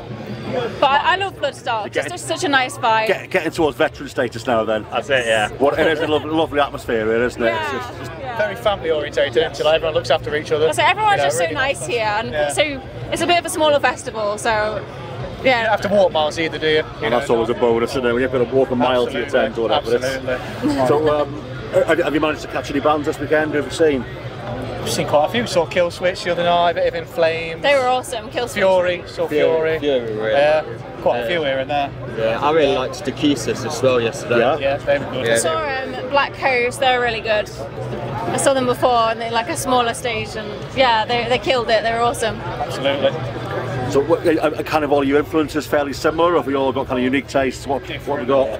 See, I go from anywhere from like the Pogues, U2, Thin Lizzy. I like the old stuff, Metallica, but then the new stuff, Partway Drive, Bullet. I like anything. Yeah. I listen to anything. That's the best way to be, isn't it? Absolutely. Partway, Within Temptation, Evanescence. They're all my favourites. Oh, I love a bit of Evanescence. Amy Lee's what a vocalist she is. I managed to see him at Download this year, and they were just unreal. She'll never lose it. How about you, Lana? Mine's pretty similar to Ash's, to be fair. I love Alter Bridge, Hailstorm. They're like my favourites. Unleash the Archers. I love them. I know they're playing next year, so I'm so excited to see them. Very excited for that. I'm so excited that they got announced. Nightwish. Love Nightwish as well. Yeah, excellent. Did you listen to? Love Kill Switch. Just really enough bands. Yeah. Foo Fighters, and I really like Fightstar, but they're a bit marmite for some people. I love them. I love Fightstar. I think they're absolutely incredible. We're a bit of a mix, aren't we, really? Yeah, there's a big mix, but we've all found common ground within the style that we play. So are you staying on site? Are you camping in a tent? I am camping. You're camping. I'm going back home because I'm a princess. So I need to shower. These guys aren't. They're wimps. I've had a busy weekend, so I want to go to bed. I nipped back home last night because I was like, I need a shower to look somewhat presentable on stage. But no, I love camping. Yeah. Really? Yeah, like even though it's horrible, but it's great. Yes, it's one of those, isn't it? Yeah. There's downsides and upsides in there. Yeah, the weather's been great though so far. Like, well, apart from today, it was raining a bit, but it was like, perfect during your set though. Yeah. So you wanted it to rain then? Yeah. And it did rain. It brought a few faces in, didn't it? Because I got a bit sunburnt though on the first day. Exactly, yeah. And I look really weird because it's like raining all the time. When it does rain, it benefited us. Yeah. That's it, yeah, exactly. People in there, so perfect stage. There's a big bee. Calm down. I know, yeah. So what's your favourite stage to go and watch here at Bloodstock? Yeah. I haven't really got a favourite. I've seen quite a few bands that I like on every stage. I mean the new Blood's great because obviously it's our level, the New Blood, and we've got a lot of friends that play the New Blood. Like obviously bands people haven't heard of. It's nice to give them a chance to play like in front of a big crowd. Yeah, so I do like the New Blood, and because even being musicians, you still find other bands can come in bands. Do you know what I mean? So I do like that stage, but no, I think I like them all. I like them. I haven't got a favourite. So. Really strong lineup on the New Blood stage this year. A lot of variation in genres, and there's a lot of stuff for everyone on there. And I totally agree. What a fantastic way to actually listen to these new bands and be able to support them by giving them that step up and that chance. That's it, absolutely, and it's important. It's important, and that's another thing that I like about Bloodstock, because they do give the you know, I mean, bands like us as well, the chance to do this. Do you know what I mean? It's a new set of bands, isn't it? You know, for the future. Yeah. Keep building them up and everything. And, exactly. Yeah. You know. Future headliners, aren't they? Exactly. Yeah. Exactly. People don't realise that. Do you know what I mean? People don't realise that. You know, even these bands on the main stage started down here. Do you know what I mean? Well, that's the point. Same for you. A couple of years' time, you could be. Well, you know, on the main stage. On the main stage, and a couple of years after that, you could be headlining it. Yeah, you never know. It'd be nice. Just keep aiming for the top. Yeah. Keep working hard, innit? So. What have you guys got coming up? I mean, what can we look forward to coming up the next few months? Well, can we talk about it? Well, hopefully new single very soon. We've got a really good support slot with Scarlet Riot. Nice. We're really looking forward to that one because, I mean, they're a bit of an inspiration to me as well. Yeah. Like, I love everything they do. Every album they've done, every song they've done is just like blowing me away. And you know, they're really nice people as well. And seeing them here as well. Yeah, I saw them last year. They played main stage. Played main stage, yeah. And it's just like to be able to have the opportunity to support them guys as well that's a big thing for me personally as well. Because I love them, you know what I mean? So. But yeah, we've got a new single coming out, hopefully a new music video as well. Yeah, we're just gonna keep going. Exciting times keep ahead. trying to release as much music as possible and keep gigging as much as we can. Brilliant. Fantastic. Well, thanks so much for talking to us. Yeah, thank you. Thanks so Enjoy much. the rest of the weekend. Yeah, and you too. Yeah, Get home to a shower and get this princess home. Thanks, guys. Thank you. We're here at Bloodstock with Ofnus. Hello, Yes. guys. Welcome. Hello. How are you doing? So, how's your Bloodstock going so far? Yeah, really good, I think. Yeah, we played a great set. Really enjoying it. Yeah, you had one of the graveyard slots, like the first slot on the Sunday morning. Yeah, How was it? How did it go? Yeah, it was really good though. We got a good turnout, surprisingly. Yeah. I think you know the weather helped, and I think a lot of people we managed to get the word out quite well. For that, which was good. Actually, yeah, it did really rain, so I bet most people were around that tent for you. Yeah, exactly. Yeah, we got the boon of that for sure. That's it. That's good. It's good. Yeah, somehow it seemed to literally rain just for us, and then as soon as we finished, we got some form of blue skies. So it was meant it's definitely something looking out for us, right? Yeah, for sure. Proper high budget black metal. That's it. Yeah. Command the weather. Yeah. So, I mean, are you regulars at Bloodstock? You've been here before? Yeah, been here quite a few times before now. Yeah, just I think this is probably now like my 4th or 5th year, something like that. Yeah, been a few times. Yeah. Okay. Yeah. Same for me. This is my 4th year. This is my 14th. Nice. I live here. They won't let me leave. He's the veteran. Yeah, you're probably similar to me. I've been since 2007, so. Wow. Okay. So, and how long has the band been going? How long now? Not long, really, is it? November 21. 21, yeah, since 2021. So we're pretty new. Well, the band is new. We're not new as musicians. We've been doing this for a while, but. You know, yeah, the band is pretty new. Yeah. Both myself and Alan have both played the New Blood stage before. Okay. In 2016 and 2019, and then you guys with a Groaner actually played the Sophie stage. Yeah, we did that in 2021. Yeah. Maybe, yeah. For anyone who didn't catch your set this morning, talk me through your music. Well, I guess it's kind of melodic. It's pretty sort of sad black metal kind of thing. Lots of atmosphere. You know, we got like some little orchestral bits in there. There's some like choir backing. There's all sorts. There's really cool melodies. James plays some really nice solos as well. And then lots of blast beats. Lots of blast beats. Tons and tons of blast. The black metal Even staple. better. Yeah, Sure. That sounds right on my street, to be honest. So you've been going for a little while. You've got some singles out, some EPs. Yeah, we just released our debut album just in the summer, and that was Time Held Me Grey and Dying. That's called.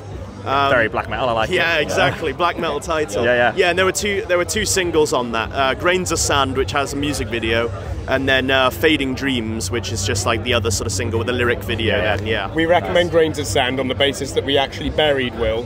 In sand. I'm buried in the sand in winter. It's great. Amazing. It was very cold. Was that Mirth from Hour? Yeah. So, that it's was Wales. It's going to be cold as well. Yeah. So, So what about your plans for the rest of the year? What have you got coming up? You gigging? Are you writing more music?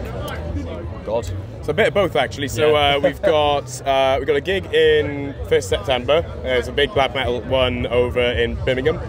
Then we've got a tour in October. So that's going to be, we're doing a weekend down south and a weekend up north. And then beyond that, we've actually also already written an album too. Yeah, it's all done. Nice. It's just need to do the vocals and then get the drums properly recorded, and then we're finished. Amazing. Yeah, so we're on it. Yeah. So any idea when we can expect that? This time next year, maybe? Yeah, next year for sure. I'd say tentatively. Yeah, exactly. It's an artistic endeavour. You've got to tune these things. It takes time. Absolutely. I understand that. Absolutely. There's no point in rushing it. We might as well make sure it's what we want it to be. Yeah. So how are you finding the camping this weekend? Yeah, good. I'm the only one camping out of the group. Yeah, they're all all in a B&B. We decided to be divas and go and have an Airbnb because. Yeah, we were up so early. We just kind of thought, no, there's no way we can be over there for That early morning 8 o'clock set. in the morning without an actual bed. No. Was the B&B your idea after doing it for 14 years? It was combined decision. As the eldest members of the band, we just decided, no. That happened. Both up, bad backs, bad knees, bad everything. It just made sense. So, who else are you looking forward to this weekend? I'm really looking forward to seeing Tribulation in a moment. They'll be really good. Yes, they will be. Yeah. Definitely see some Megadeth, KK's Priest. I really like. Yes. So there's a few bands on today I really want to see. Yeah, I'm very much looking forward to seeing Decapitated. Decapitated, they're going to be a highlight. Yeah, and out of just a complete curveball on it, but I'm actually quite looking forward to seeing Ugly Kid Joe. Same here, actually. Yeah, it's Decapitated for me again as well. And actually, KK's Priest, I think it's a really solid replacement for Halloween. Yeah, absolutely, Pulling that out of the bag last minute, a couple of days. that takes some doing. And you can't do much better than that, that's short notice. No, you can't. So, fair play, I'll be there. Nice one. Well, thanks for talking to us. No worries, thanks for having us. Enjoy the rest of your Bloodstock. Certainly shall. So much. Cheers, thanks very much. So we're here with Dystopian Sun at Bloodstock. Hey guys. Hi, how you doing? Doing really well. You're playing today, aren't you? Yeah, 3 o'clock on the New Blood stage. Excited? Nervous? Oh, very excited, honestly. The nerves haven't hit me yet. I think they're going to hit me once I'm on stage. And then I get to shit myself. And you know what's even better? It's going to be quite a rainy day. That tent's going to be full. Yeah, hopefully everyone gathers in. Absolutely. Yeah, I mean, we've been quite lucky because I think we've got the only time slot today where the Jägermeister and the Sophie clear out. So amazing. I mean, we've got a pretty rough clash because we've got Decapitated on that side, and us. Yeah. So, hopefully some rain brings some. That's it. Yeah. That'll sort out. Why should people choose you guys over Decapitated? What are you bringing to the New Blood stage today? I think we're bringing something new. We still haven't really figured out what genre we are. Nice. We tend to be labelled roughly in the deathcore area. Yeah. But we tend to bring influences from all walks of life. As a band, we all have very different influences. Wow. Yeah. So, what are your influences? I'd love to hear. So, me personally, I'm into loads of what you'd call dim boy riffs. So, like Spike, King, all that sludgy stuff. Love so, that's my influence. I mean, personally, I think I grew up listening mostly to Linkin Park. That's a big influence for me. System of a Down, and currently my most listened to band is Stray from the Path. Oh, nice. And so I love a good beat down riff. So combining those influences is just going to be a proper mess. It's going to be great. That's it. Brilliant mess. Yeah, brilliant Absolute mess. carnage, Brilliant bouncy as hell. So what you've got EPs out, albums out? So we're currently working on an EP. We're near enough ready with that, but no, we've not got any of that out right yet. It's just singles and demos that we've created ourselves. We try to be as self-sufficient as possible, but there's only so far you can take that. Yeah. But no, we have a nice little extended EP in the works, good few tracks, and to be honest, as a band, it's something a little new and something a little more out there for the fans as well. Okay. So what's it actually mean to you guys as a band today to be on the New Blood stage? You're getting this opportunity to some of these people you probably never would have had the reach to before. Yeah. What's that mean to you guys? What's it going to do for you? It still feels so surreal to be here. Like loads of bands that I've grown up listening to, thinking I never get the chance to see, let alone like have our band name on the same bill as them. It's just, it's beyond words. It's amazing. You're supporting Megadeth today. I know. Yeah, that's insane. That's insane. That's mad. Yeah, I don't want to think about that. Yeah. I won't get up on stage though. Think about it after. Okay. You might could watch your set, you never know. That'd be a dream come true, wouldn't it? But no, it's. I keep thinking I'm constantly going to wake up from a dream, but I'm here. You know, I can feel the rain, feel the wind. It's going to happen. I'm definitely here. Oh, I love it. So as well as working on EP this year, you got any more kind of tour dates coming up? You playing any shows? So we are quite stacked for the rest of the year, really. We've already booked a bunch of shows for next year as well. So throughout the year, I think we're playing in Oldham next month, Blackpool, Manchester. So yeah, we've got a few things booked for the rest of the year now. Cool. Yeah, we did try quite hard to at least have a minimum of 2 gigs a month, and we've overshot that for the rest of the year. Sure. It's got to be done. It's got to be done. So tell me your thoughts on Bloodstock. I mean, do you guys come or regular? Or? So this is, I think I speak on behalf of the whole band. I think this is all of our first time here. Wow. So amazing, absolutely amazing. Yeah, it's one of those for us. We've always wanted to come, but being in a band, finances are always tight anyway. So you gotta prioritise the stuff that pushes the music, and we were fortunate enough to do something that many bands may not have the opportunity to do. And our first time at Bloodstock, we're playing it amongst an absolute killer lineup. Couldn't have been happier with the headlining bands this year. Well, thanks for talking to us. Thank you very much. Thank you for having us. Thank you very much. Cheers, guys. Later. Thank you. So we're here at Bloodstock 23 with Embodiment. We are. Hello, guys. Hello, how's it going? So you're on later today? Yep, 6:10. Looking forward to it? Can't wait. Yeah, been waiting all weekend. All weekend, getting ready. One of the joys of playing the Sunday, it's great. You get to be one of the last things people see. You get to be like one of the sounding memories. But also, all weekend we've been here since Thursday, and we're dying to get in the pits, but we can't so much. But we've seen some awesome stuff, and it's really kind of got us ready and got us really pumped up to go. It's inspiring. Absolutely. Yeah, definitely. So who have you seen that you've been inspired by? There's been a lot. Well, I mean, your 2 headliners so far, you know, Killswitch Engage and Meshuggah, have both been fantastic. You know, like totally different vibes as well. You know, one's like fun and like nostalgic, and the other one was just utterly, crushingly faces melt. Just hits you. It's a wall. Some great stuff across all the stages as well. Fit for an Autopsy as well. They were phenomenal. You know, that could have been everyone's interview, aren't they? Everyone's saying Fit for an Autopsy were great, and they were. They brought sub drops, and that's how you get people. And that's why we brought sub drops. Yes, lots of them. But there's been some great stuff on the New Blood stage. Moon Reaper have been really good. Repulsive Vision on the Jaeger stage, phenomenal. So our boys in Ambrius on the Social stage. Nice. Been a great weekend. So talk about what you're going to do. What can we see tonight from you? Riffs, lots of riffs. Sub drops, circle pits, breakdowns, crushing heaviness.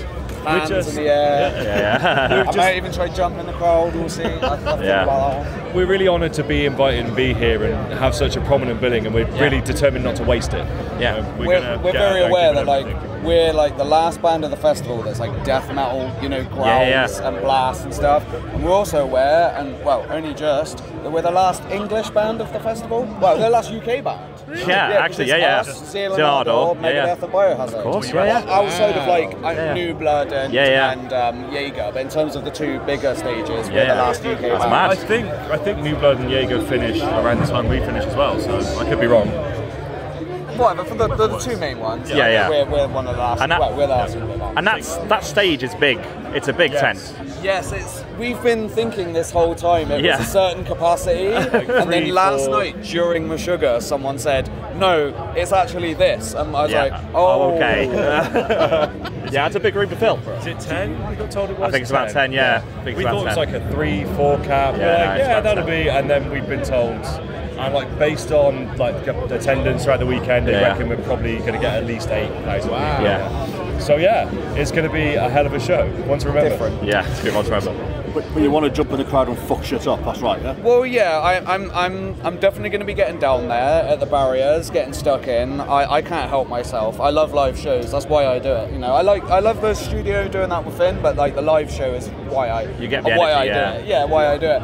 And you know, I haven't seen many people like get down to the barriers yet. Really get stuck in with the crowd. You know, I was saying to the guys earlier, like, where do you think could be a good spot where I can like crowd surf and do vocals at the same time? And it was like, oh, is that what you're thinking about doing? And I'm like, well, you know, the people, just it's curious. the entertainment industry, and people are here to be entertained. Yeah, exactly. If you're not going to fuck shit up, why are you playing death metal gigs? Exactly. Yeah. You know? Nobody wants to see statues out there on the Sophie stage. I think you're right there.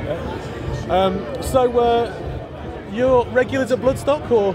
Attendees, yeah. That's my estimated 10th Bloodstock and our 10th year as a band. It's like the 10 years are lining up together. Yeah. Nice. It's something that makes it really special for us to set, because we've all been coming here for like a decade and looking up at that stage and going, I want to get that one day. And here we are, you know, so it's going to be good. So where did you kind of draw your influences from? What did you grow up with? So, in terms of like this band specifically, like we're all into like Killswitch Engage is one of our big ones. So even though we're a death metal band, we still retain that strong sense of like melody and like song structure, and we definitely get that from like Killswitch Engage. I mean, personally, I'm like a very eclectic dude. I like to listen to everything. But in the thing that kind of inspired me to do the type of vocals I do, it's definitely like Trevor Strad from the Black Dahlia Murder, rest in peace. Huge influence. You know, like he was a huge influence on what I do and how I do it, and like crowd participation. Exactly. Yeah. So we've got like a really nice blend of kind of technical death metal, but also with a strong melodic. Like there's a bit of a metalcore melodic influence. You know, keep the vibe in. I've only just recently joined, and I come from more of like a hardcore death, like a black metal background as well. So with the new material we're working on, I'm looking forward to bringing a bit of that nastiness to it. You know, some really grim things coming forwards. We'll see what we can do. We're going to try and get every genre at the same time. We're going to be an ambient, blackened, jazz, tech, death metal core band. Fantastic. Bit of funk as well, why not? There's no rule for us. I mean, it's clear that we are obviously like death metal vein is the main thing. But like you would listen to it and be like, well, that's a pop punk drum beat, and that's like like solo that that's like a neoclassical solo and stuff. And it's like, oh, we all listen to a fairly broad range, and we don't like to sit there and go, well, that's not the right. We never tried to be like that band. It just happened. We just sound like what we sound like. Exactly. Yeah. You're influenced by everything without even knowing it. Yeah. The thing is, like, it's everything you hear on a day-to-day will influence you. You know, even people that sit there and go, "No, I'm influenced by Pantera, only Pantera." But you hear music on the radio, you hear stuff about, you hear background things, and it will undeniably have an effect on. You know. Finn, who's like the main songwriter, his favorite artist, like, or one of his favorite artists, is Stuart Copeland from The Police. And the reason is because Stuart Copeland did the Spyro soundtracks. He's obsessed with those. We are coming on to a Spyro song, like from the soundtracks. He's got a full Spyro sleeve down here, like all the characters, everything. So like that's not something that you would expect to be an influence. But I can, when I listen to the mixes and stuff, I was like, you can hear it. This is such a Spyro bit, like which is not how I expected to be talking about it. It's just important not to limit yourself creatively. Yeah, I agree. Absolutely, So if people are looking for you on socials or whatever to try and find you, we're everywhere. All the usuals. Embodiment Official, Facebook, Instagram, Twitter. Russian torrent website. I've seen it on Russian torrent website. I actually commented as the band, and they tagged it as technical deathcore, and I went, I'm not upset that you stole our album, but I am upset you called us a deathcore band. And it had so many people like it and commenting and being like, that's cool that you're fine with it. I was like, Spotify, Bandcamp, everywhere that a band should be on the internet with that. Nice one, fantastic. And what's going on for the rest of the year for Embodiment? Got a tour September. Yeah, September we're touring with Charybdis. We're hitting some places we haven't been for a while, so that should be good fun. Nice. We've got some new material in the works. Hopefully we'll have something to show you very soon. By the end of the year there will definitely be something ready, you know. Fantastic.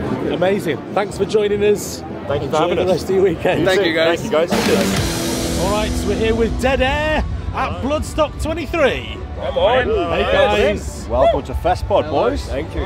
Very good. So you've just come off the Jaeger stage. Absolutely, yeah, it was great. Great crowd there. Yeah. We love them, they love us. What can we say? Always a good thing to happen when you come to Bloodstock. Yeah. So I mean, you've not been here before. No, first festival. First festival ever. So first actual ever music festival. Yeah, great way to break the seal. I think. Yeah, really good. Smashing the Jaeger, loving it. So it's the same for all of you. You've never been. Yeah, no, first time playing outside. Yes. Really? And it's kind of nice. It's a lot cooler. Yes. Nice Way breeze. cooler. Yeah. Oh mate, yes. And what do you reckon to the Jaeger stage? Oh, it's banging. So much fun. It's my favourite place. Not gonna lie. Well, this whole festival, like, so many people just want to come and see like bands rather than they like genuinely care about new artists, which is proper sound. Like, people come up to say, like, even like yesterday, we were walking around, like, "Oh, you in a band?" Like, yeah. When are you playing? Oh, fuck it, we'll come and see it. Like, you don't really get that. Yeah, and it's so easy because you've got the main stage there. We just filter in after they finish. Drops a good in. We've probably converted quite a few more tonight. Hopefully, man. Yeah, hopefully. Yeah. So for anyone who's missed the show, tell us about your music. Silly people. Heavy, dancey riffs. We want to get the people moving, and that's what we're doing all the time. It's full throttle really when we're playing these kind of shows. Yeah, and we got some new stuff coming out, which is changing up our sound a little bit, polishing it off, and yeah, I think we're starting to get there. Yeah, you've got some singles, some EPs out. We got 4. You want to go for that? Yeah, we got an EP out that we released last year, a single that released last year, and we've just recorded another 4 songs that should hopefully be out. Maybe 1 this year. We'll see how it goes. Give us some titles so people can search for it. Violently Blue, Die, nice name, Breathe, and Love and Patience. Nice. That's yes. it. Yeah. Search up Teeth Grinder, Am I High? Be able to listen to them already. Excellent songs, if we do say the so answer is in the question. Personal favourite. Yeah. Got to get that in. It's an 8-minute track to end this. Radio stations love it. So where would you say you drew your influences, your musical influences from? Who's the kind of bands and artists who have shaped where you are today? Massive one that these boys introduced me to was Queens of the Stone Age. That for me, just the driving riffs that kind of like kicked it off. Then you got Deftones, you got a bit of Gojira. I personally am Slipknot and Red Hot Chili Peppers and love the vocal melodies and just attack that Anthony Kiedis has. So it's a real melting pot that we got between the three of us. Yeah. That's what it kind of brings out your own authentic kind of style, doesn't it? Exactly. Leads to some interesting conversations when we're writing. You don't fall out, do you? Nah. It's water under the bridge. Cover the bruises now. Yeah. And how long have you been together as a group? It's about 2 years. 2 years gigging, yeah, about 2.5 years as a band is actually trying to write songs together. But yeah, just over 2 years gigging now, and it's not a COVID project. We kind of outdated that like slightly beforehand, and then obviously that happened, and then you don't really get to do anything over that time. It was maybe we took ages. We basically, me and him met at uni, and kind of like, let's just fucking start a band. Like, it's got to be done. Yeah, love it. Well, and you were trying to find a singer for ages. Like, Rue used to run a record shop, and he was just in there one day, and he basically tapped him on the shoulder and was like, "You in a band?" And like, yeah. Well, I want to be in a band, and it happened. We couldn't find a singer for ages. Basically, we was playing bass, so we were just like searching to find a singer. And then one day he posted this clip on Instagram of him singing, and me and him were like, "What the fuck? Like, where's this been hiding?" So then that's pretty much we've just been going from there. It's just great fun. Yeah. That's been fantastic, mate. Yeah, man. Are you camping here? Yeah. We camped last night. Yeah. Okay. How was that? Well, we're on the other side of the fence for a change. It's great, VIP camping. It's still down to us what tent we bring, but 2-man tent between the three of us and all our gear has been really nice. It's all love. And your first impressions of Bloodstock? It's your first time here? Fantastic, man. It's absolute. The crowd, everyone is just so friendly. It's been so welcoming, and just everyone is just so up for the music, which I love. Everyone's, for a lack of a better term, nerding out about it, but that's exactly what I want. I want people talking about the instrumentalists and the singers and the techniques and everything. It's fantastic to watch. Half the people here are in bands anyway, so it's great to just network and chat to people. No, it's been great. Really good and fun. some of your highlights of who you've seen? On Meshuggah were insane last night. We were just there like every single time they stopped. It's like, oh fucking hell, and then just come in again. It's like, there's man. We saw Thomas Hark here last night. Actually, it was quite good fun. He's massive. No idea. Big guy. Yeah, he's enormous. They were sick, and hopefully catch a bit of Sepultura if we can brush off. See a bit of Dave Mustaine maybe. But no, it's been cool. So have you got plans for after Bloodstock? We've got some gigs coming up and down the country. Technically our second tour, really. Wow. So we do it all ourselves, but we're going from essentially from Brighton all the way up to Edinburgh, which is so it should be quite nice. But that's all for the rest of the year, September, October and November, playing loads of shows up and down there, but it's all on our social media, Instagram and stuff, so you can find it on there. Announcing it on, well, depending on when this goes out, we're announcing it on Monday 15th, isn't it? Yeah, sure, why not? A Monday, it's being announced in the future. And what are people searching for to get you on the socials? Just official Dead Air. That should be everything. Across the board, for the merch, for the music. Actually, it's just Dead Air for Spotify, but other than that, Instagram, all that, Facebook, official Dead Air. Yeah, have a look for it. Definitely. Fantastic. Well, thanks for joining us. No, thank you you. so much for having us. Enjoy what's left of the weekend. Oh yeah, you too. Great to meet you all. So we're here at Bloodstock with the almighty InVisions. Oh, come on in. Oh, come on in. Now, how did it go for you? Dude, that was amazing. That was probably like one of the best shows we've played in the UK to date. That was, wow. Yeah, honestly, it was fucking mint. Am I allowed to swear? You are. Yeah. Good. Fuck. No, legit, the immediate reaction when we came off stage was like, that was one of our favourite shows this year. Like, just really good fun, mate. Easily top 3. Yeah. 100% top 3. We obviously we've done like loads of shows, like but 100%. Oh, there's so many microphones! Agreed. Like one of the best shows that we played this year, and we've done some stupid shit. But it's nice to have some UK love, you know. Like we've done Tech Fest before now, but like get that away. Oh. But yeah, like festival wise, like it's one of the big dogs in it, so it's nice to be out here doing this. Oh, absolutely fantastic show. I must say, boys, the energy was absolutely fucking superb.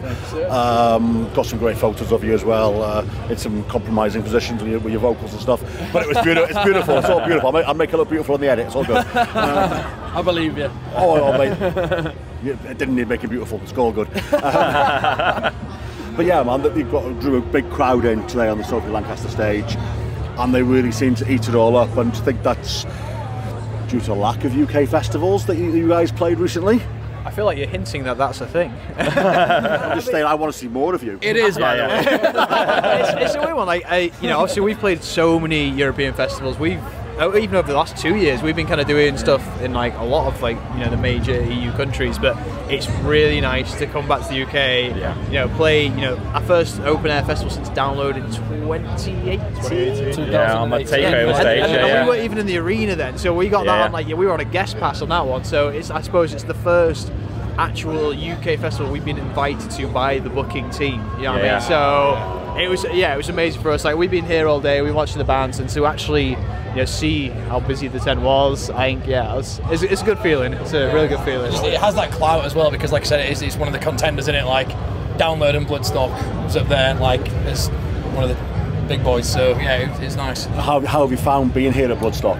Unbelievable. Like it's ran so well. Like the organisation's phenomenal. Like there's so many helpful crew on site, like always, and like it was just super easy. We've said before when we turn up to festivals, like you're always kind of scrambling, aren't you? Look for your first high vis you see, and most of the time it's like, I don't know. You're like, all right, cool.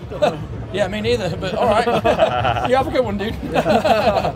I think it's one of those festivals that's a really good size. Nothing's too far. It's like get a really like good community feel here. So it's really cool. First time here, so I'm enjoying it. First time ever here. First time ever. Never been as a puncher before. Yeah, no, mate. Wow. Yeah.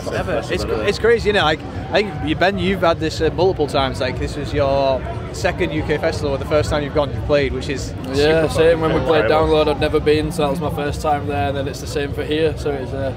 Guess what, mate? It's not quite as good when you don't play to thousands of people. still awesome. It's actually significantly worse. I tried and confirmed. I mean, we love all the UK festivals. It's super nice. And we've been a band for 8 years. Is it really? 8 years, man. Yeah, I mean, like obviously a lot's changed and the band's changed massively. I feel like for us we're only just kind of like getting our stride. Like whereas now it's like. I feel like when these things happen, we're kind of like, all right, cool. We're actually maybe a little bit ready for them, as opposed to like if you said like a year ago we did Hellfest main stage. I was gonna say we were not ready for that. It didn't look it. Oh, dude, honestly, like we got sent the advance for it, and it's like the stage is 25 meters wide. And you're like, I'm like, oh, cool. So our little like kindergarten like wirelesses aren't gonna work here. Like it was all that kind of stuff, and but whereas now I feel like it's nice for us to come.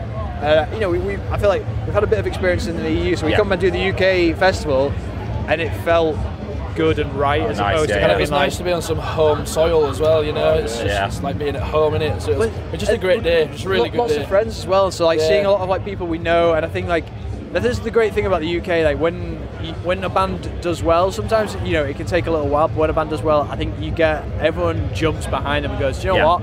Yes, like you know, I've known these guys, they deserve it, and it's nice. It's great for you when you're in a band because a lot of the time we're just slugging away in the dark, you know, sat in a practice room, you know, thinking one day, and like when you have moments like today, like everybody understands why you're like, I'm not coming out to that event, I'm not doing this because I'm chasing this dream. That's it. All full circle. So I'm about to out you right now, mate.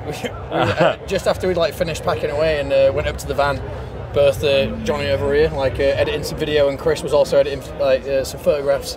Lucas went up and like saw some of Johnny's footage, all cinematic, and he was like looking at a video like of himself, and he was like, "Wow, I want that guy's life." Incredible. That is the kind of like feeling that like it. Like it's unreal. It's a childhood dream, isn't it? Like, that's it. Like, this is literally I think what we all sometimes want. when you're in the moment as well, it's hard to appreciate. So like, you know, we always view every Instagram message, every Instagram story, like we're still on board with all that stuff, and it's because it's a way for us to kind of like experience. Because when you're in that moment, you're just like, you know, you're there. You do feel it, but it's kind of such a rush that until you kind of get off the stage, like, what just happened? And then you can soak it in and see it from the perspective it's like an of like insatiable hunger to just relive it. Like that's why like everyone's always very annoyed because like any drive after a show, whether it's just the over same video. You'll hear it rotate. Someone play it like, and then someone else and someone else. It's just like it's cool. So we're going to have to mention the one member of Festpod who is probably the biggest fan in the UK. Is what I would say. I heard he's #1 in your fan club, member number one. Can't be because he's not here. Yeah, where is he? to be fair, I mean, like I was speaking to him yesterday. I've got him on speed dial. Really? Oh yeah, he's in the DMs. Yeah. We chat, we talk. Like, you know, it's cool. It's nice because I've seen a lot of your guys' podcasts and I've seen you guys roast him. Like, we do give him grief. Oh, it's funny, man. But like, you know, it's super cool for us because at this point he comes to us and says, you know, he enjoys the band, and it's nice because I get to have a conversation with him where someone actually gives a shit about this just as much as I do. So it's not like it's not a strange thing. It's just fun. And I can't believe you're not here today, dude. What the fuck? Wow. Well, he's at home in Bicester as far as I know. I did actually have a brief conversation with him before. Fake friends. We did video call him during your set though, didn't we? Yes, we did. Yeah, and he saw your sets through my phone, and he was loving it, wishing he was here. Now, do you know what? He did ask me one thing to say to you, which was that you're spending a lot of time in Europe. Is that why you think you're not bigger in the UK? I tell you what, it's weird because we get more opportunities in Europe than we do in the UK. Really? Like we, you know, obviously all the shows we just played in Europe, we get offered them. We have to fight for better days in the UK. Is it really competitive? I don't know if it's necessarily competitive, but like I feel like it's a bit more of a closed clique, and not in necessarily a bad way. I feel like, you know, I think you just have to kind of maybe prove yourself a little bit more, and I feel like we're starting to kind of do that. And you know, there's a lot of fantastic bands that come from the UK. You know, there's a huge export of bands. There's so many good bands that I think, you know, there's a lot of people fighting for the same space. So we spend a lot of time in Europe. Our booking agent is based over in Europe, so maybe that has something to do with it. But you know, it just seems that like, you know, even Spirit Box, they're like, you know, do you want to come do Europe with us? They didn't say UK. I think it's just like, we spend so much time there, people just assume that maybe we're from Just to add to that, I don't think it is a case of it like being like mainly like massively competitive for the UK. I think it's like Europe is also like a lot more accessible. Like it's generally a lot bigger. You know, like we were having this conversation at practice the other day. Like Europe, you've got like in my hometown, for example, Leeds. Like you've got, it used to be booming with venues, but now there's probably like 2 venues. You know, before you get to like academy and university size, like, but like Europe, you've got that and then some, plus all the festivals. There's so much more like integers of like, you know, 300, 400, 500 caps. The caps and like grades of venues over there are just like. There's so many more tours. Like you can do, you know, I mean, obviously, you know, America's the same thing. You could tour America all year, and people like, because it's so vast. But Europe there's so much going on that it tends to be that you can get more shows and you can get longer tours out of it, and it doesn't matter. Like we obviously did, was it April through May? We did Europe into the UK. And then we went back to Europe only like 3 weeks later, whereas the UK, a lot of the time, if you do a tour in the UK, you can't really hit the same territories for like 3 months. No. Wow. It's part of the agreements and stuff, because like, you know, everyone's, you know, the headline bands, you know, the headline bands, the support bands, everyone's investing so much into tours. It's important that the tickets sell well. Sure. So it's like, you know, if you're doing it all the time, particularly like, you know, the A-city tours where you do like, what's it, Manchester, London, you know, Glasgow, and all this kind of like, the main cities, you can't do that constantly, because otherwise people will start going like, well, I won't catch them this time because they're only going to do it again. So, you know, and obviously festival season in Europe is just crazy. There's so in UK you have what download happening very similar times to Slam Dunk, and then nothing really until Bloodstock and then Leeds Fest. Whereas, you know, what's it in the same weekend? Hellfest, Grasspop, RIP as well. But there's so much more, you know, there's just bigger sport to do, I guess. But and also, you know, we like a suntan. But off the back of your set today on the Sophie stage, I think if there's people here who's watching, we know there's industry people here that come to these events to look at things. Surely that could potentially be a really good springboard for you in the UK. Oh yeah, absolutely. I mean, we were saying here, like, we always put on our best, but there's a little bit more pressure at festivals because you know there's going to be industry people there. So it's not the fact that it just makes us like a bit more cautious. We still enjoy the show as much, but it's definitely you're very aware of the eyes that might be there. For sure. So you notice if you mess up a little bit more or whatever, but you're only human at the end of the day, you know. Do you still feel that after all the years you've been together? Do you still feel those nerves before you go out on stage? Not as much, because you get, I've been doing this for so long now, it's like second nature a bit, but I feel like it's not a good sign when your nerves are gone, because it's like, I just feel like, I don't know the best way to say it, but yeah, I do still get a little bit nervous, basically. You don't want to become numb to it, but at the same time you don't want it to like consume you. I think like the same kind of vibe, like I feel like when it's an event like this and you know there's going to be people watching that could potentially directly impact your career and future moving forward, you become hyper aware of every single element. Human nature. 100%. Human if you didn't feel that. Exactly. Well, yeah. So yeah, it does make a difference knowing people are there that can change your life. But I mean, we love this. If it doesn't work out today, we're still going to carry on the same as we normally would, you know. So it's something we all love doing, and we are.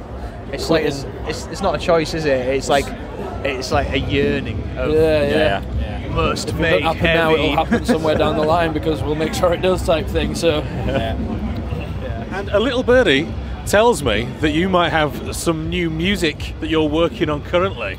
That little birdie is a truth teller. Lee Ellingham, I hope you're listening. Yeah, we're working on some bits at the minute. We've got some things happening. Really? We're releasing some new music. Not telling you when though. Is it a new album? It's a new summer. It's a new summit. Yeah, that's something at some time for sure. Yeah, definitely. At some point we're doing something. No, we're definitely aware. It's been a little while. I think the last record for us was crazy. Obviously, we always hoped it'd take us to the kind of levels of stuff we've done, but you don't really believe it when it happens. So it's like it's had a bit longer time, like kind of touring and stuff, because it's just they did quite well for us. And I think as well it was trying to decide how we want to approach it next, because we're not a band who like does the same thing. I feel like the last album was a culmination of everything we've ever done, and it was the best version of InVisions as that sound. So now it's kind of like figuring out how we top that. Sure. And that's Sorry, we should have captured your on it. It's fair to say that Lee is desperate for this new music from you. So are we. It feels like it's been so long, and we still like getting these opportunities, which we're just like, how? But obviously we're very, very grateful for it. But it's time. Sure, Yeah, we're close. Time. It is writing season. Like, yeah, I posted something yesterday of some stuff I'm working on, and Lee was like, "What's that? Is it ready to go yet?" And I was like, "Dude, I was like, it came in my brain 20 seconds ago." Feel free to block him. Yeah. No, it's cool, man. I think that's the cool thing of social media and stuff. Yeah. Because writing is difficult when you kind of live in a bit of a hole. Like, we don't necessarily write for fans or anything, but it's a good reference point to be like, when you sit there and you obsess over a riff so much, like at some point you become numb to it. And I think you can shoot it out into the internet and go, "Is this even good?" And everyone goes, "Yes." And you're like, "All right, nice one. Keep writing then." Yeah. And like those, like, so there's new music. We're getting there. It's a bit. I'm not gonna say it's different. We're not gonna do that thing like the Bring Me Through. It's like, oh my god, it's so different. But it is like, I think it's us exploring some new stuff because you gotta mix it up a little bit. I don't think it's gonna be. No one's gonna be, oh man, I used to like that old. It's not that situation. Yeah. It's just gonna be like, oh cool, there's some fresh ideas that we've not heard InVisions do before. It's like enhanced advancement. Like, yeah. We're taking like forward progression, mate. Yeah. Trying new elements. It's not like absolute sellout vibes. Yeah. It's not sellout. It's not sellout at all. If anything, it's harder to play. It's more technical. Dude, it's 100%. We punish ourselves all the time. It's like we do it all the time. It's everything has to This is the issue. This is why it takes so goddamn long. Like, because everything has to be harder than the last record. Because it's the only way we grow as musicians. So like, you sit there and you're like, I can play that riff, but I make it well hard. Yeah. And that's the reason. How can I make my life hell? Yeah. I found it. I think you get it worse, man. Like you get. Will there be a track called "A Love Letter to Lee Allingham"? I mean, maybe we could put it on like the bonus album or something. Huh? Yeah. Japanese release or something like that. The Deadlock like deluxe edition. There's one bonus song. It's literally just us saying that for 25 minutes. But it's cool. We're definitely releasing some new music. It's super exciting. Everything is way bigger, way more expensive, and it's something that we've not done before. We're experimenting with some new stuff. You working with new people, and it's exciting. Like like I say, we've been a band for 50 years. So you got to keep pushing forward. And I think that's something that we're taking into account big time with this because it's time to try some new shit. I think it's about momentum, isn't it? Keeping up that momentum, that new music, that touring, and just making sure people are still aware of you. You don't drop out of people's awareness and stuff like that. Well, that was it. Like, because we haven't released music for so long, that's why we were like, well, we aren't releasing anything, so we need to be on the road. So when these opportunities were coming, we were just like, yeah. Because we've got to. Because the caliber of them as well. We were all just. You don't say no to Spirit Box. No. It's like there's one rule.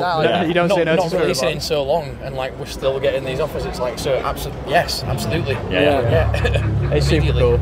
Very, very grateful because I think we've been in situations before where we've released records and we've seen like similar bands getting loads of amazing opportunities, and we've kind of wondered like, oh, we've released songs and stuff. We're still releasing songs, and it's nice to like maybe get a little moment where like, oh, all of a sudden some people start to care about our band, and it's cool. It's a cool feeling, and it's I think it just it lights the fire even more for us guys, particularly when you get to walk out to a couple of thousand people and you're like, holy shit, can't wait to ring mum. What am I doing on this stage? It's a picture for the fridge, isn't it, boys?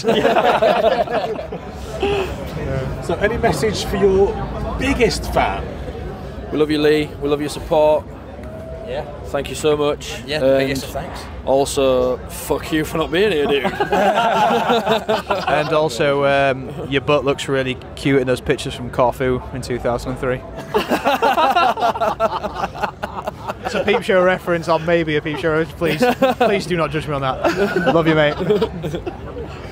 InVisions, thank you very much. Thank you. Thank you for having us. Appreciate it. Thank you.